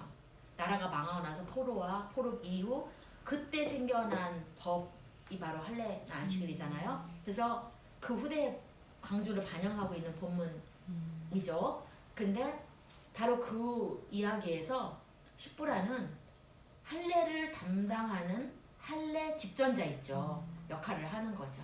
그죠? 보통은 남자가 할례를 집전하는 사제인데 여기에서는 이 여자가 바로 할례를 집전하는 역할로 나오죠. 그래서 저도 유대교 신학교가 제가 다니는 신학교 앞에 있었어요. 그래서 토요일 날 되면 결혼식도 거기서 있고 보통 이렇게 많은 신학교들이 도시에서는 거대한 캠퍼스를 가질 수 없으니까 보통은 이렇게 네모난 건물이에요. 사각형의 건물을 막 10층, 9층까지, 7층까지 높이 짓고 한 가운데는 뻥 뚫려 있어요. 한 가운데는 보통 정원이에요. 이렇게 잔디나 꽃나무를 심은 정원이 한가운데 있고요. 겉에서 보면 그 안에 큰 정원이 있을 거라는 생각을 못 하는데 들어가면 그렇게 돼 있어요. 그럼 그 정원에서 이런 결혼식이나 할례식을 해요. 그래서 한번 제가 할례식 하는 거 한 번 봤는데 가까이 가서는 못 봤지만 그게 막 결혼식 하는 거 사람들이 옷 다 잘 입고 자기 아이를 이제 그 라삐한테 맡기고 라삐가 그 할례식을 하는 거 그런 걸 봤어요. 네. 현대 미국에서도 그런 일을 하는 거예요. 그래서 그 실시간으로 들어온 질문 있어요? 없어요? 예, 좋아요. 땡큐. 예. 그래서 죽이려 드는 신을 속이는 일이 된 거예요. 어쨌든 시보라덕이 모세가 목숨을 구했어요. 그러니까 사람들이 마이클 쿠겐 교수님한테 막 질문을 그렇게 많이 한대요. 뭐죠? 평화의 소식을 전하는 발걸음 막 이런 이사야 본문 있잖아요. 그죠? 평화의 소식을 전하는 그 발은 축복이 있을진저 그 발도 그 발인가요? 라고 묻는다는 거예요. 여러분 어떻게 생각해요? 그건 조금 성적으로 해석하기 뭐하지만 누가복음 7장에 보면 예수님의 발을 온통 자기 생머리로 그 향유를 다 부어가지고 비싼 향유로 막 문대고 씻어주고 그런 여자가 있어요. 그것을 그럼 그 발을 씻은 거를 성적으로 볼 수 있나요? 아유 진작에 페미니스트 학자들이나 여성학자들 많은 신약성 학자들 그걸 성적으로 봤죠. 예, 진작에 봤죠. 막 둘이 거리도 좁고 그저 이 여자가 그 막 깊이 숙이고 머리 풀어헤치고 막 만지고 거기에 도는 그 향유 냄새가 온 방에 진동할 것이며 막 수건으로 닦고 이런 많은 것들이 되게 섹슈얼하죠. 그죠? 그 눈뜨고 볼 수 없는 그러니까 오죽하면 남자들은 딴 얘기하죠. 돈 얘기하죠. 그렇지만 실제로는 되게 성적인 것이 있을 수 있었다. 되게 성적인 장면이었다라고 학자들은 벌써 해석을 했습니다.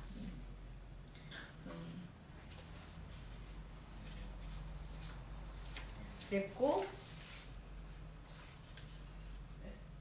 그리고 또 성경은 성기를 가리키는 말이 아까 발, 허벅지, 허리 이런 게 다 성기를 가리킨다고 했잖아요. 완국어법으로. 우리 한국말에 뭐 있나? 성기. 그냥 성기예요? 아니요. 근데 약간 비속어처럼 되긴 했는데 감춰져 있다고 해서 잠지. 잠지라는 표현이 그거예요? 네. 감추어져 있다? 네, 자지는 나와 이렇게 길다랗게. 지는 길다. 네, 네, 그렇구나. 난 몰랐네. 그랬고, 근데 이제 문화가 우리 한국은 남자 여자 성기 이름을 이렇게 공석상에서 말 안 하잖아요. 근데 미국은 한국보다는 조금 더 말을 하더라고요. 그래서 뉴스 같은 데서 안 나오지만 토크쇼라든가 공적인 TV에서 그냥 발설을 해요. 그래서 남자의 피너스나 벌자이나 이런 말을 그냥 해요. 그리고 여자가 혼자 연극하는데 벌자이나 모놀로그라고 하는 연극이 있었어요. 한국에도 들어와서 그대로 한 것 같은데요. 벌자이나 모놀로그. 근데 갔어요. 여자 3명이 막 옷도 잘 입고 오랜만에 연극 보러 가자. 그러고 갔는데 여자 혼자 다 먹고서 혼자서 말하는 거예요. 근데 우리가 그날 저녁에 좀 잘 먹고 갔잖아요. 근데 거기 앉아서 연극을 보려니까 나 이렇게 졸려요. 막 자리는 너무 좋아가지고 거의 맨 앞에 앉았는데 옆에 어떤 할아버지, 백인 할아버지도 있었는데 우리 둘이 엄청 졸은 거예요.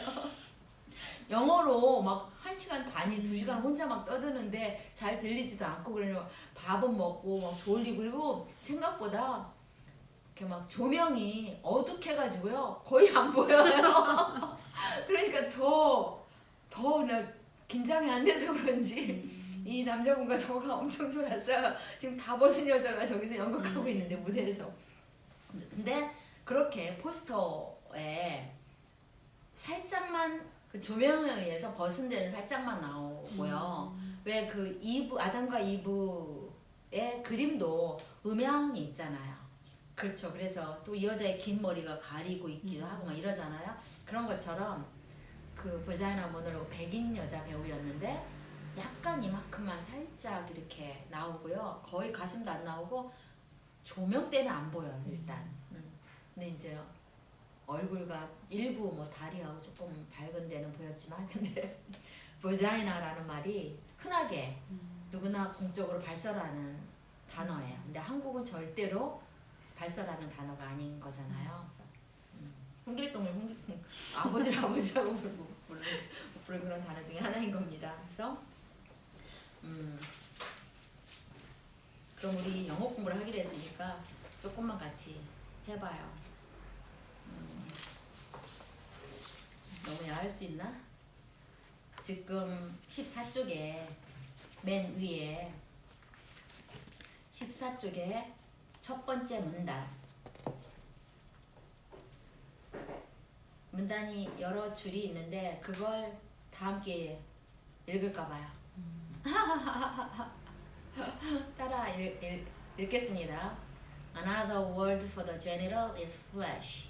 Seminal and abnormal discharge from a man's flesh, and menstrual or other discharge from a woman's flesh, makes them unclean or ritually impure, unable to participate in the community's religious ceremonies.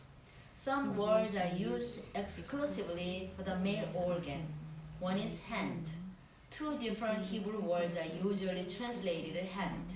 One literally means the forearm from the tips of the fingers to the elbow. Another word refers to what we call the hand, from the fingertips to the wrist. The former term, because of its resemblance to the erect phallus, is a euphemism for it. A good example of this usage comes from Ugaritic, a 2nd millennium BCE language closely related to Hebrew. In a Ugaritic myth relating the conception and birth of dawn and dusk, the beautiful and gracious gods, we are told that in the high god El glimpses two women were goddesses. El's hand grows as long as the sea, El's hand as long as the ocean. 자, 여기까지만 읽고요. 맨 앞에서는 성기를 가리킨 또 다른 말은 살이라는 거예요.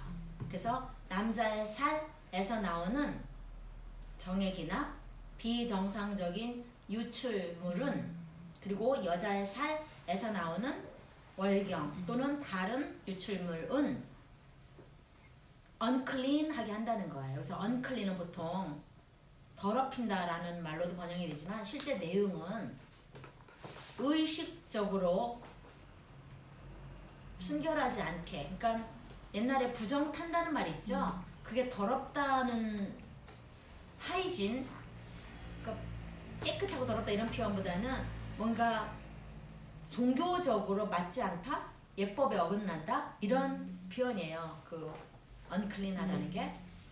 그래서 이 사람들로 하여금 종교 행사에 참가하지 못하게 만드는 그런 거죠. 그리고 아까 손 얘기는 했고요. 또 밑에 가면 손이 성기를 가리킨 예가 우가릿 신화에 나온다는 거죠.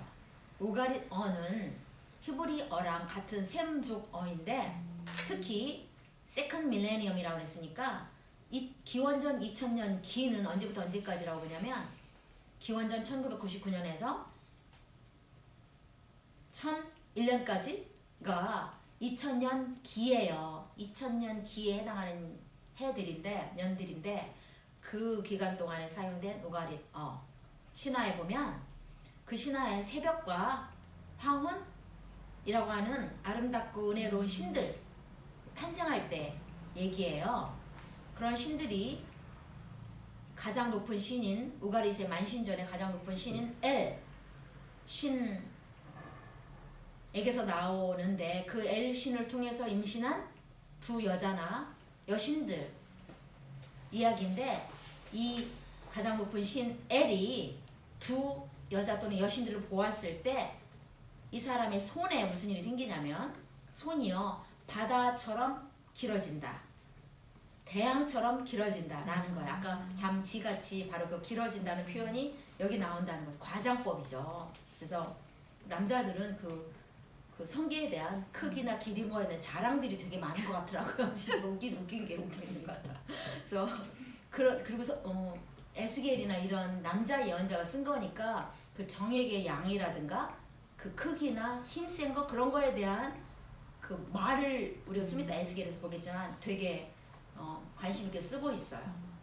그리고 사해에서 나온 사해 사본이 있어요. 그죠?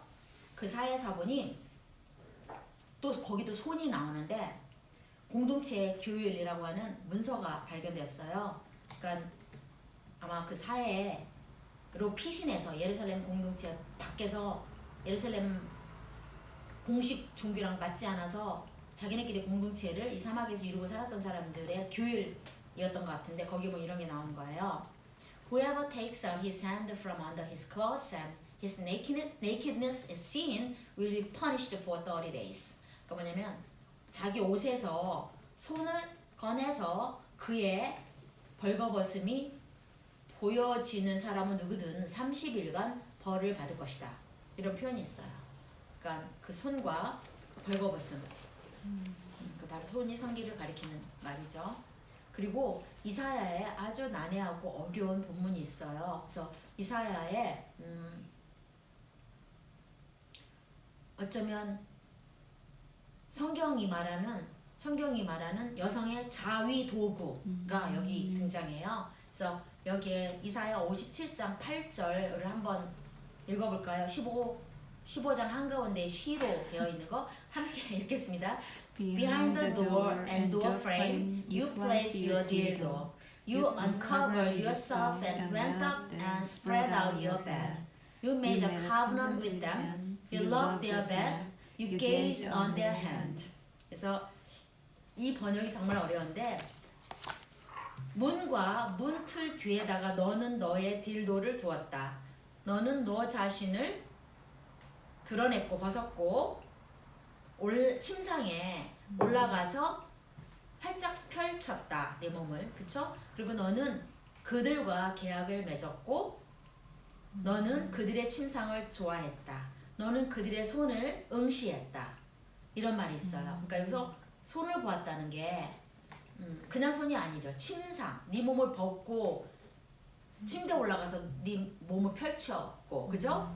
그리고 그 문과 문 뒤에 어떤 번역은 우상을 두었다라는 표현을 우상으로 바꿨어요.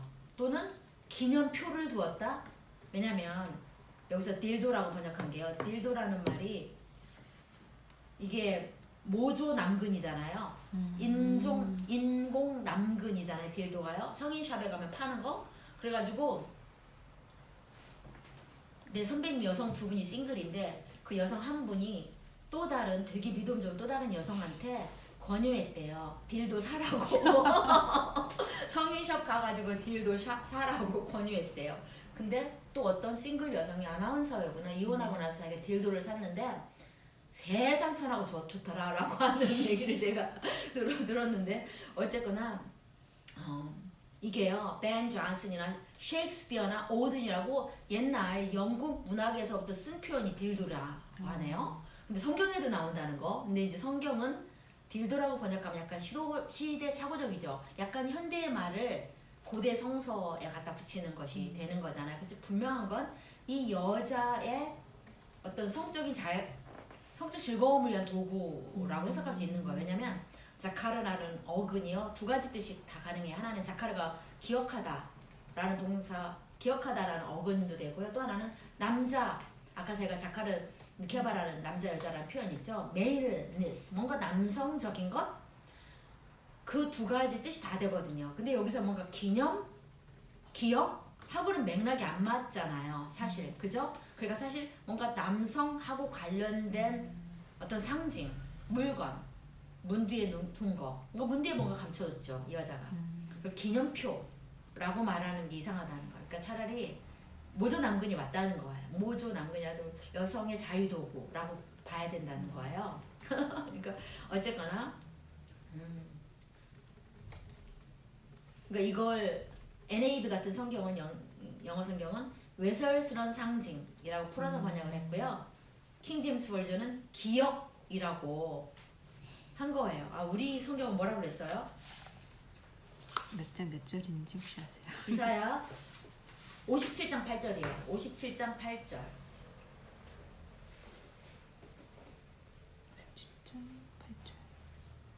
57장 8절. 우상. 아, 우상을 뒀대요? 아, 그래요. 뭐 애매하면 우상이라고 다 번역을 하면 돼요. 차마 뭐 모조 남근 또는 여성용 자유도구라고 번역하면 난감할 겁니다. 성경 읽을 때, 그죠?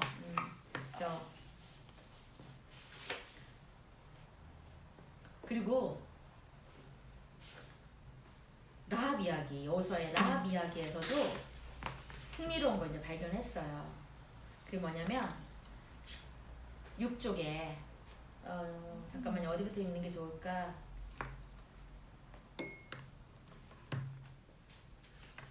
For example, 15쪽 맨 아래 첫째 줄 있죠? 맨 아랫줄부터 15쪽 맨 아래부터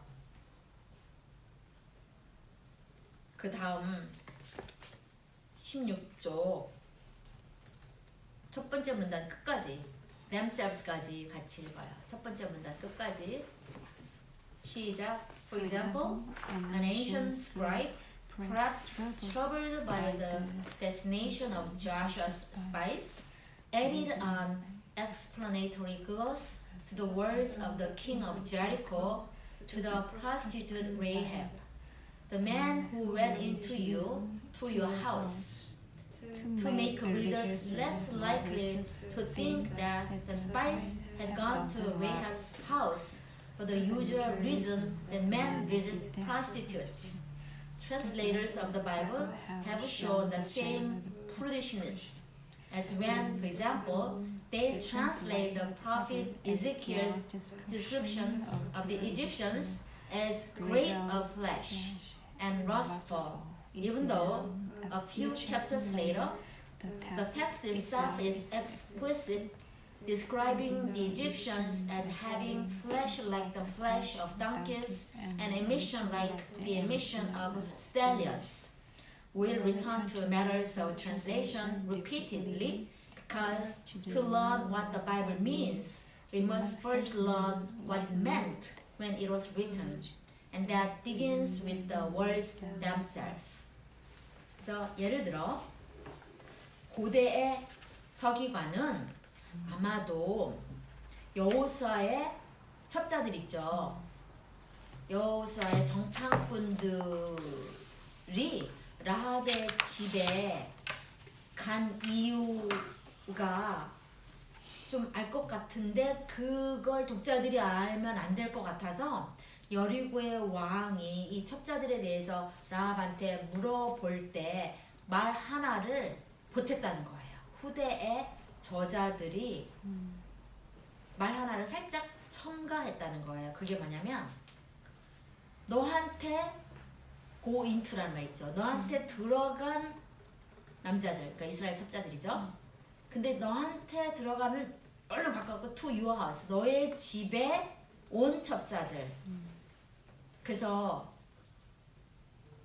사실 그냥 너한테 들어간 남자들 그러면 라합하고 잔 스파이들이 되는 건데 너의 집에 온 사람들은 집에 방문하는 것 같잖아요. 그죠? 그래서 사실은 라합이 성매매 여성이었고 이 남자들은 이런 경계에 살고 있는 도시 경계, 인생의 경계, 자국과 타국의 경계에 살고 있는 이 여자 집에 갔을 때 여자 성매매 여성이어서 용도가 다양했던 거죠. 나쁜 의미에서. 그래서 바로 성경을 전달하고 베낀 서기관도 그랬고요. 심지어는 번역자들도. 이분은 영어 성경의 번역자들의 예를 들고 있는데 한국어 성경은 조그맣게 우리가 본 것과 같아요. 그죠? 뭐 알았다는 표현을 선택했다고 한다든가 정액을 정수라고 한다든가 이거 좀 이따 보겠습니다. 에스겔 16장과 23장에 보면 유다와 예루살렘과 북이스라엘을 막 심판신탁을 얘기하죠. 야훼 하나님만 성실하게 섬기지 않고 이방 나라들을 쫓았다. 이방 신들도 쫓았지만 특히 외국 나라들에 의존한 거 군사적으로 이런 거에 대해서 바람핀 걸로 음란한 여자인 걸로 은유를 했어요. 근데 그게 너무 지독한 은유라서 학자들은 이 포르노 예언이라고 부르죠. 너무 포르노. 그러니까 이스라엘과 유다를 여성화한 것도 부족해서 이 여자들이 너무너무 음란해서 막 길가다 막 가랭이를 버리고 막 이런 거 그리고 폭력적으로 이 여자들을 안가팡하는 거 막 그런 여러 가지 노골적인 표현들이 하도 많아갖고 포르노 예언이다라고 부르는데요. 거기에 보면 이집트가 남자예요. 남자는 남자인데 플래시가 살이 큰 남자. 그거를 우리 성경은 하체가 크다는 표현을 썼어요. 그러니까 성기가 크다는 뜻인데 플래시가 크다. 그리고 정욕이 가득하고 또는 되게 스태미너가 좋은 그런 사람으로 표현하기 위해서 여기서는 되게 플래시가 그레이트하다고 썼지만은 23장에도 또 나오잖아요. 거기 가면 나귀의 플래시와 같은 플래시, 나귀의 살과 같은 살을 가졌다는 거예요. 이집트 사람들이, 이집트 남자들이. 그리고 말에 정수와 같은 정수라는 거예요. 그러니까 영어로 flesh라고 하면 독자들이 그냥 살로 받아들이잖아요. 당나귀 살과 같은 살을 가졌구나. 살집이 통통한가? 이집트 남자들은 당나귀의 살과 같은 살을 가졌고, 그리고 말에 유출과 같은 유출을 가졌네. emission, 뭔가 유출하는 거, 뭔가 액체가 몸에서 나오는 거, 애매한 표현을 쓴 거예요. 영어 단어를 emission이라든가 flash라는 말을 쓴 거죠. 그러니까 번역자들도 완고어법을 쓰려고 노력했다는 거예요. 그래서 한국말도 개역을 보니까 하체라는 말을 썼어요. 살을 하체라고 했고 정액을 정수라고 했어요. 그리고 세번역은 살을 성기를 정욕이라고 표현했고요. 근데 emission은 정액이라고 표현했어요. 흥미롭죠? 그래도 세번역은 약간 조금 밝혔어요. 그랬고요. 정말 야한 거는 아가죠, 아가. 정말 야한 아가를 한번 함께 읽겠습니다. 여기 16쪽에서 17절까지 걸쳐 있는 바로 그 16에서 17절까지 걸쳐 있는 시 있죠. 아가서 5장 2에서 6절까지예요. 한번 같이 보시면은 함께 읽겠습니다. 이거는 그러면은 여러분이 번역할래요? 내가 읽고 나서 너무 야해서 저는 번역을 못할 것 같아요. 자, 함께 읽어요. 시작. I was asleep, but my heart was awake. Listen, my lover is knocking. Open to me, my sister, my darling, my dove, my perfect one. For my head is full of dew, my locks with the drops of night. I have stripped off my robe. How can I get dressed again? I have washed my feet. How can I get them dirty? My lover thrust his hand through the hole, and my insides groaned because of him. I got up to open to my lover, and my hands dripped more, my fingers running more on the handles of the bolt. I opened to my lover. 와, 이거는 그냥 영어로 읽고 끝내야지. 제가 이거를 다 읽었다가는 시도 망치고 로맨스나 에로스도 깨지고 너무 문자적이라고 해야 되나요? 아유, 이거를 나는 자고 있었는데 내 심장은 깨어 있었다. 들으니 내 연인이 문을 두드리고 있다. 그러면서 말도 들리죠. 남자가 얘기하는 거예요. 나한테 열어줘, 내 자매여, 내 애인이여, 내 비둘기, 나의 완벽한 자여. 내 머리는 지금 이슬이 완전히 묻었고 내 머리칼은 밤에 물기로 다 젖었어. 나는 내 옷을 벗었어. 내가 옷을 어떻게 다시 입을 수 있지? 나는 내 발을 닦았어. 그러니까 이 발이 그 발이 아닐 수 있어요. 내가 어떻게 이 발을 더럽힐 수 있지? 내 연인이 구멍으로 손을 찔러 넣네. 그러니까 이거는 우리 문풍지 구멍으로 손을 넣는 거일 수도 있고 아닐 수도 있어요. 그리고 내 안에서가 나오는 거 보니까 문풍지 아닌가 봐요. 그죠? 내 안에서 내 애인 때문에 이 여자가 계속 말하는 거예요. 신음했다. 그래서 내가 연인한테 열어주기 위해서 나는 일어났다. 그런데 내 손이 이 무슨 액체로 뚝뚝 떨어져요. 내 손에서 떨어지고 그 머리가 막 떨어져요. 그리고 그 빗장에 손잡이에 막 뚝뚝 떨어져요. 그래서 내가 내 애인한테 열었다. 이런 거예요. 그러니까 그래서 그 밑에 보면 학자들이 이거는 실제 내러티브일까? 아니면 꿈꾸는 걸까? 아니면 환상일까? 논쟁을 많이 했어요. 그냥 여러분은 보이는 만큼 믿으세요. 그리고 애들은 가라. 막 이런 거예요. 근데 이게 환상인지 꿈인지 내러티브인지 중요한 게 아니라 문제는 뭐냐? 이건 정말 누가 봐도 에로틱하다는 거예요. 이라디카고요.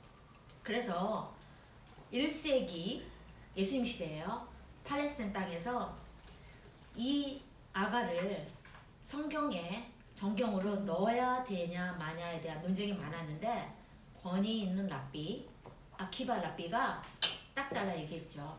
성경의 다른 책이 성소라면 아가는 지성소다. 왜냐? 이거는 하나님이 우리 이스라엘을 극진히 사랑하시는 하나님과 이스라엘의 관계를 이렇게 표현한 연인이냐 친밀하게 표현한 책이기 때문이다. 그러니까 아키바의 알레고리적인 해석 덕분에 아가가 살아남게 되었죠. 오늘 우리 성경에 들어오게 돼서 오늘은 이게 완전히 육적으로 성적으로 읽히는 책이 됐는데요. 그때 아키바가 이렇게 말했어요. 그 누구도 아가를 선술집에서 읽는 자는 결탄코 하늘나라에 들어갈 수 없느니라. 이걸 성적으로 읽으면 안 되는 거였어요. 선술집에서. 근데 거기다가 마이클 코게님 저자가 자신의 신학기 때 경험을 얘기해요. 이분이 1960년대 연세가 있으신 분이니까 가톨릭 신학교를 다닌 거예요. 가톨릭 배경이 있나 봐요. 이분이 신학교를 다닐 때 클로이스터드 세미나리 건물을 클로이스터드라 하면 회랑으로 된 신학교. 제가 그 허슨강 주변에 이렇게 뉴욕 조금 이쪽 허슨강 주변에 수도원에 자주 갔어요. 왜냐면 그간 가톨릭이 돈이 많아서 그런지 정말 강가에 으리으리한 성체 같이 오래된 성 같은 수도원이 많이 있었어요. 옛날에 신학교였다고 하더라고요. 거기에 가니까 딱 이 장면인 것 같아요. 회랑으로 된 건물들. 근데 그걸 본따서 많은 신학교들, 유대인 신학교도 그렇게 짓고 유니온 신학교도 딱 있어요. 긴 건물이 직사각형으로 한가운데는 거대한 정원 그런 식이에요. 그리고 굉장히 몇 층짜리 건물 그런 식이에요. 그러니까 그런 신학교를 다녔다고 지금 얘기하는데 거기에 보면 성경책이 학생들이 누구나 자유롭게 읽고 공부하도록 성경책을 줬는데 성경이라는 게 옛날에 그렇게 흔했던 것도 아니잖아요. 좋은 장. 근데 여기 이렇게 써 있어요.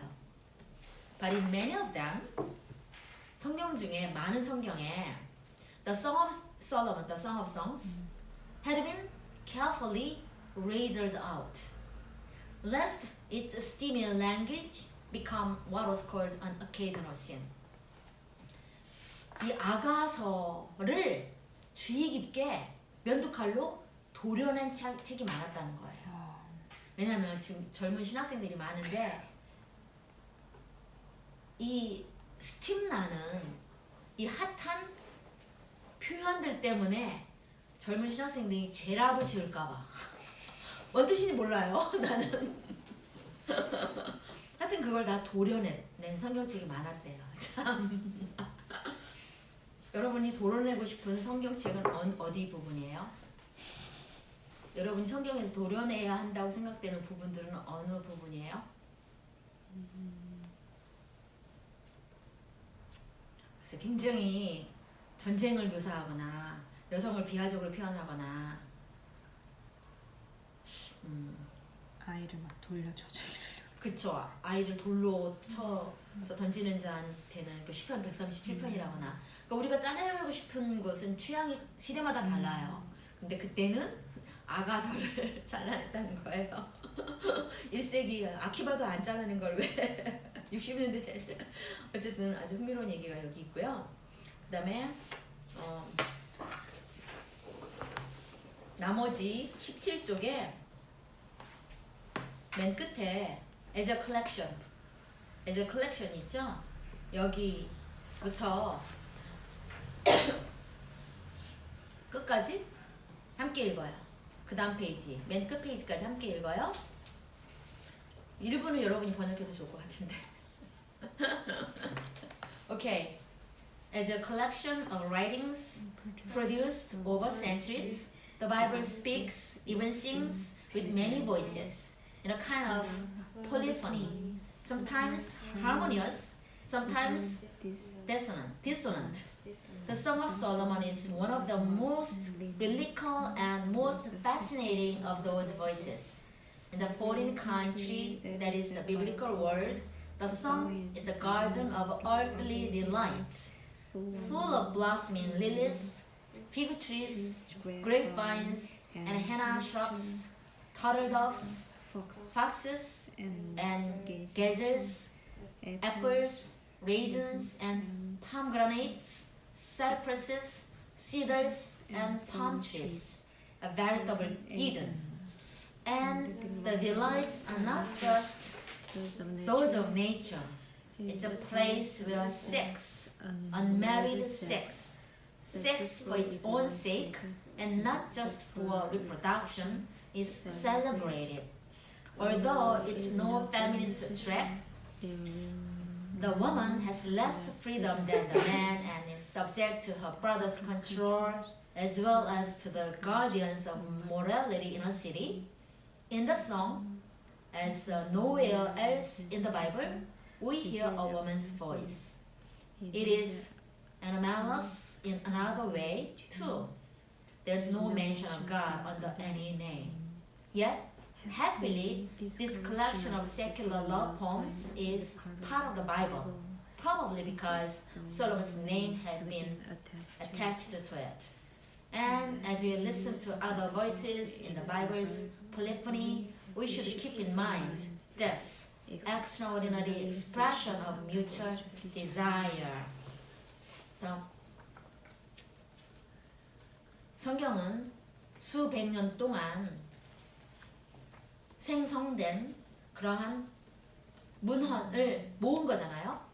성경에 저자도 많고 시기도 다양하고 그것도 오래오래 걸쳐서 통합되었어요. 성경으로. 그래서 성경은 목소리가 다양해요.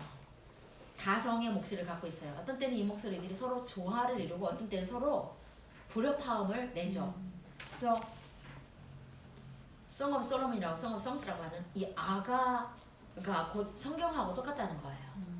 아가는 성경의 축약판처럼 성애관에서 성경과도 같은 그러니까 아가 같은 특징을 성경이 갖고 있다는 거예요. 그래서 아가는 가장 리듬이 많고 그렇게 다양한 목소리가 존재하는 곳 그런 책이라는 거예요. 외국 성경도 외국이잖아요. 성경의 세계가 우리한테 참으로 낯선 세상이에요. 그 세상 속에서 아가는 굉장히 세속적인 세상적인 기쁨이 가득한 그런 정원이에요. 거기에 보면 백합이 가득 피어 있고요. 무화과 나무가 있고 포도 나무가 있고요. 해나 슈럽 덤불 같은 것들 해나 식물도 막 자라고요. 비둘기, 여우, 사냥, 사과,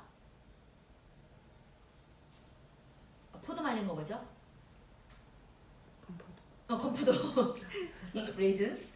그리고 pomegranate, 석류, cypress, 삼나무 같은 거, 삼나무 이런 종류들, 잣나무 이런 종류들, palm tree 이런 것들이 가득한 정원. 진짜로 얘가 에덴 동산이라는 거예요. 에덴 동산이 아담과 이브가 하나님께 불순종해서 쫓겨나서 에덴을 떠나게 됐는데 아가를 다시 에덴 이야기로 해석한 에덴을 회복한 게 바로 아가다. 아가에서 보면 첫 커플이 되게 사랑을 나누고 원래의 사랑이 회복되고 그거를 이제 그렇게 해석한 사람이 필리스 트리블이거든요. 필리스 트리블이라는 문학 비평을 하는 페미니스트 학자인데 저의 애드바이저 선생님이십니다. 그래서 아가는 곧 에덴이라고 지금 얘기했고요. 진정한 에덴. 그래서 그 기쁨은 그냥 자연이 충만하기 때문에 자연이 가득한 에덴 동산 같은 그런 것만이 아니라 성적인 기쁨인데 그 성관계나 성을 축하하는 것이 아가가 되게 신기한 게 이 두 사람이 결혼하지 않았거든요. 성경의 다른 부분을 보면 아가 밖의 세계는 결혼을 되게 강조하는 이유가 출산 때문에 자손을 번식하는 게 너무너무 중요한 농경사회였거든요. 농경사회에서 생존은 집약노동 일단 사람이 많아야 됐거든요. 먹고 살려면. 그러니까 막 출산을 엄청 강조하는데 여기에는 그런 게 하나도 없어요. 결혼 얘기도 없고요. 이 두 사람은 결혼하지 않은 애인들 사이예요. 그리고 출산이 없는 성관계. 그러니까 중세 중세까지만 해도요. 중세 때 출산이 없는 성관계는 다 소돔이라고 했어요. 출산이 없는 성관계는 다 죄악이었단 말이에요. 그죠? 모든 성관계는 출산을 위한 것이어야만 했거든요. 그래서 그런 게 없이 그냥 성 자체를 축하하는 책, 막 성경 전체에서도 너무너무 독특한 책인 거죠. 분명 아가를 페미니스트 책으로 해석하고 싶은 여성학자들이나 남성학자들이 많이 있었어요. 그렇지만 여러 가지 면에서 페미니스트 이 에덴 동산이 페미니스트 지역은 아니다. 이 동네가 또는 이 아가서의 도시가 별로 페미니스트 동네는 아니라는 거예요. 왜냐면 아까 제가 얘기한 것처럼 남자가 훨씬 더 자유를 누리는 것에 비해서 이 여자는 조금 자유를 못 누려요. 그러니까 이 사랑은 또 되게 사람들한테 반대를 받는 사랑이에요. 그래서 우리 사랑을 제발 방해하지들 좀 말아다오 이런 말이 여기저기 나오거든요. 뭔가 방해를 경험해요. 사회가 지지하는 관계는 아니에요. 그리고 그럼에도 불구하고 여성의 목소리가 굉장히 강하게 나오는 그런 성서책인 거죠. 그리고 또 특이한 게 아가에는 하나님의 이름이 등장하지 않아요. 에스더에도 하나님의 이름 안 나오나? 하나님의 이름 나오나? 아가에 하나님의 이름이 안 나와요. 물론 주에서는 8장 6절에 아가 8장 6절에 샬레베티아라고 하는 동사 끝에 표현 끝에 야라고 보통 요드가 야훼 하나님 주님을 가리키는 표현으로 해석될 수가 있어서 일부 학자들은 여기 하나님 이름 조금 나온다라고 주장하긴 하는데 전반적으로는 종교성이 안 보여요. 그죠? 이 사람들이 신실하게 막 둘이 손잡고 교회 가고 기도하고 이런 거 별로 없이 되게 육체적인 사랑을 노래하는 게 많아요. 시와 자연과 동물과 꽃향기 속에 가려져 있기는 하나 분명한 건 되게 육체적인 그런 사랑, 젊은이들의 남녀 7세 지남철을 노래하는 그런 것이 분명히 있어요. 이 아가는 분명한 게 사랑의 시다, 세속적인 사랑의 시다. 그리고 성경이 엄연하게 들어있다.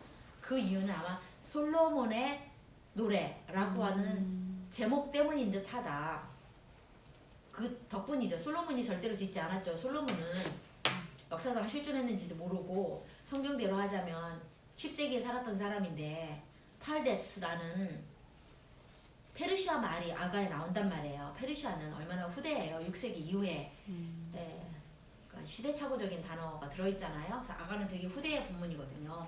그래서 솔로몬은 그냥 과거에는 유명한 사람 이름을 갖다 책에다 붙이고 저자인 양 전통적으로 그런 습관이 있었잖아요. 그래서 그 덕분에 살아남은 책일 수도 있어요.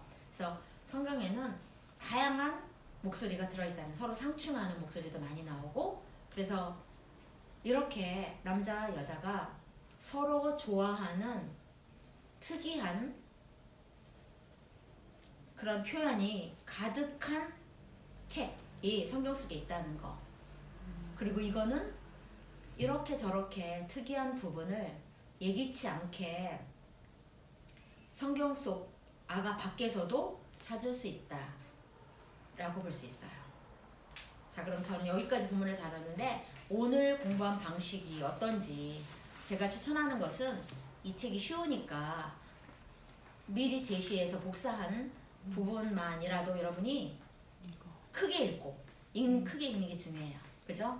크게 읽고 모르는 단어는 사전 찾아가면 해석하고 질문 가져오고 그러면 좋을 것 같아요. 그럼 오늘 강연에 대해서 혹시 여러분 질문 있으세요?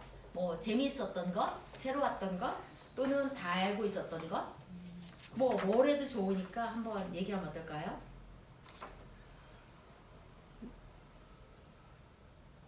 그 완곡하게 완곡하게. 성기를 표현할 때 발이라는 발, 되게 살. 놀랐어요.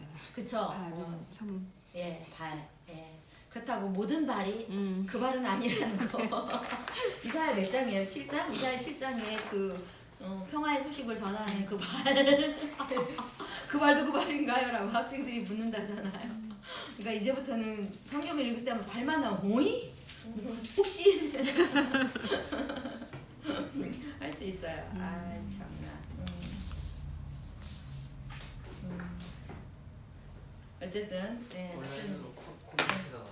예? 온라인으로 코멘트. 이 온라인에 질문이나 그 코멘트가 있으면 얘기해 주세요. 네. 앞으로. 앞으로 성경을 의심의 눈초리로 볼 것 같아요. 의심의 눈초리로 보지 마시고요. 침을 꼴딱 삼키면서 맛있게 읽으시면 됩니다. 네.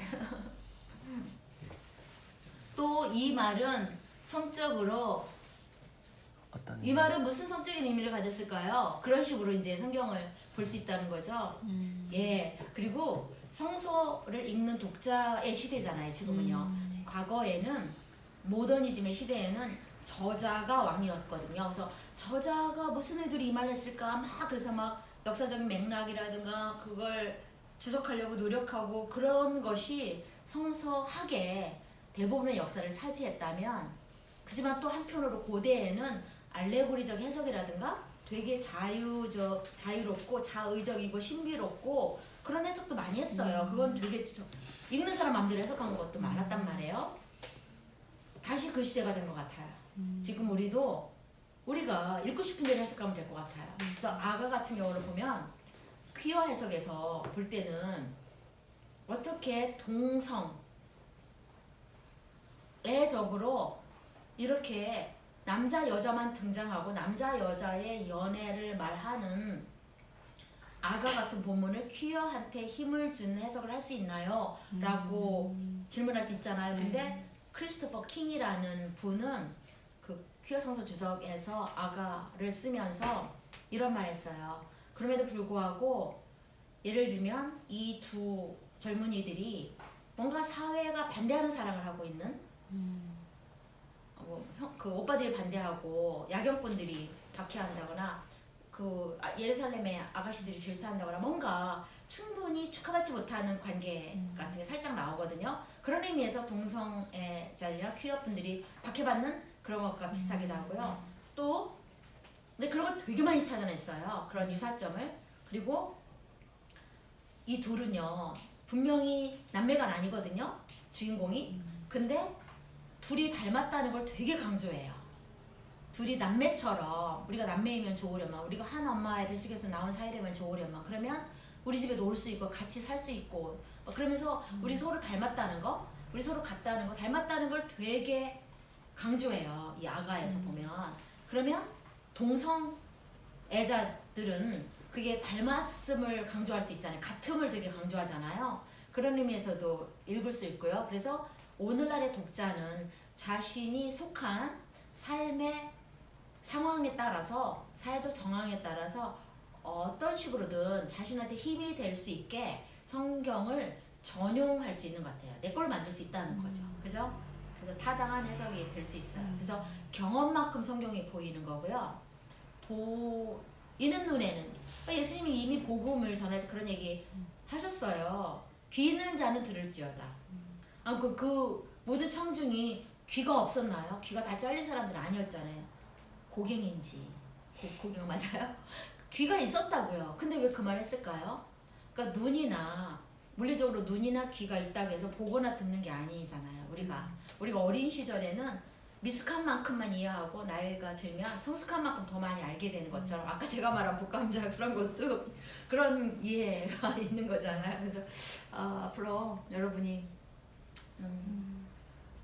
보고 듣고 할 때 여러분이 풍성한 깨달음과 성숙함 속에서 성경도 이해할 수 있거든요. 그래서 오늘 이렇게 우리가 함께 읽었고요. 꼭 영어 본문을 영어를 못해도 함께 공부할 수 있는 게 이거고요. 또 본문이 되게 쉽고 단어도 한 페이지에 찾아볼 단어가 거의 없을 만큼 중학교 1학년 수준이면 다 볼 수 있을 만한 보캐블러리를 사용하시는 것 같아요. 그러니까 참 훌륭한 학자죠. 그죠? 정말 쉬운 책이면서 굉장히 균형 잡힌 지식을 우리한테 주고 있어요. 그래서 오늘은 여기까지 이런 식으로 나눠보았고요. 그동안 여러분이 제3시대에 더 건의를 해주시거나 그러면 제가 또 다음 주부터 그걸 반영할 수가 있거든요. 감사합니다, 여러분. 다음 주에 뵙겠습니다. 고맙습니다. 고맙습니다.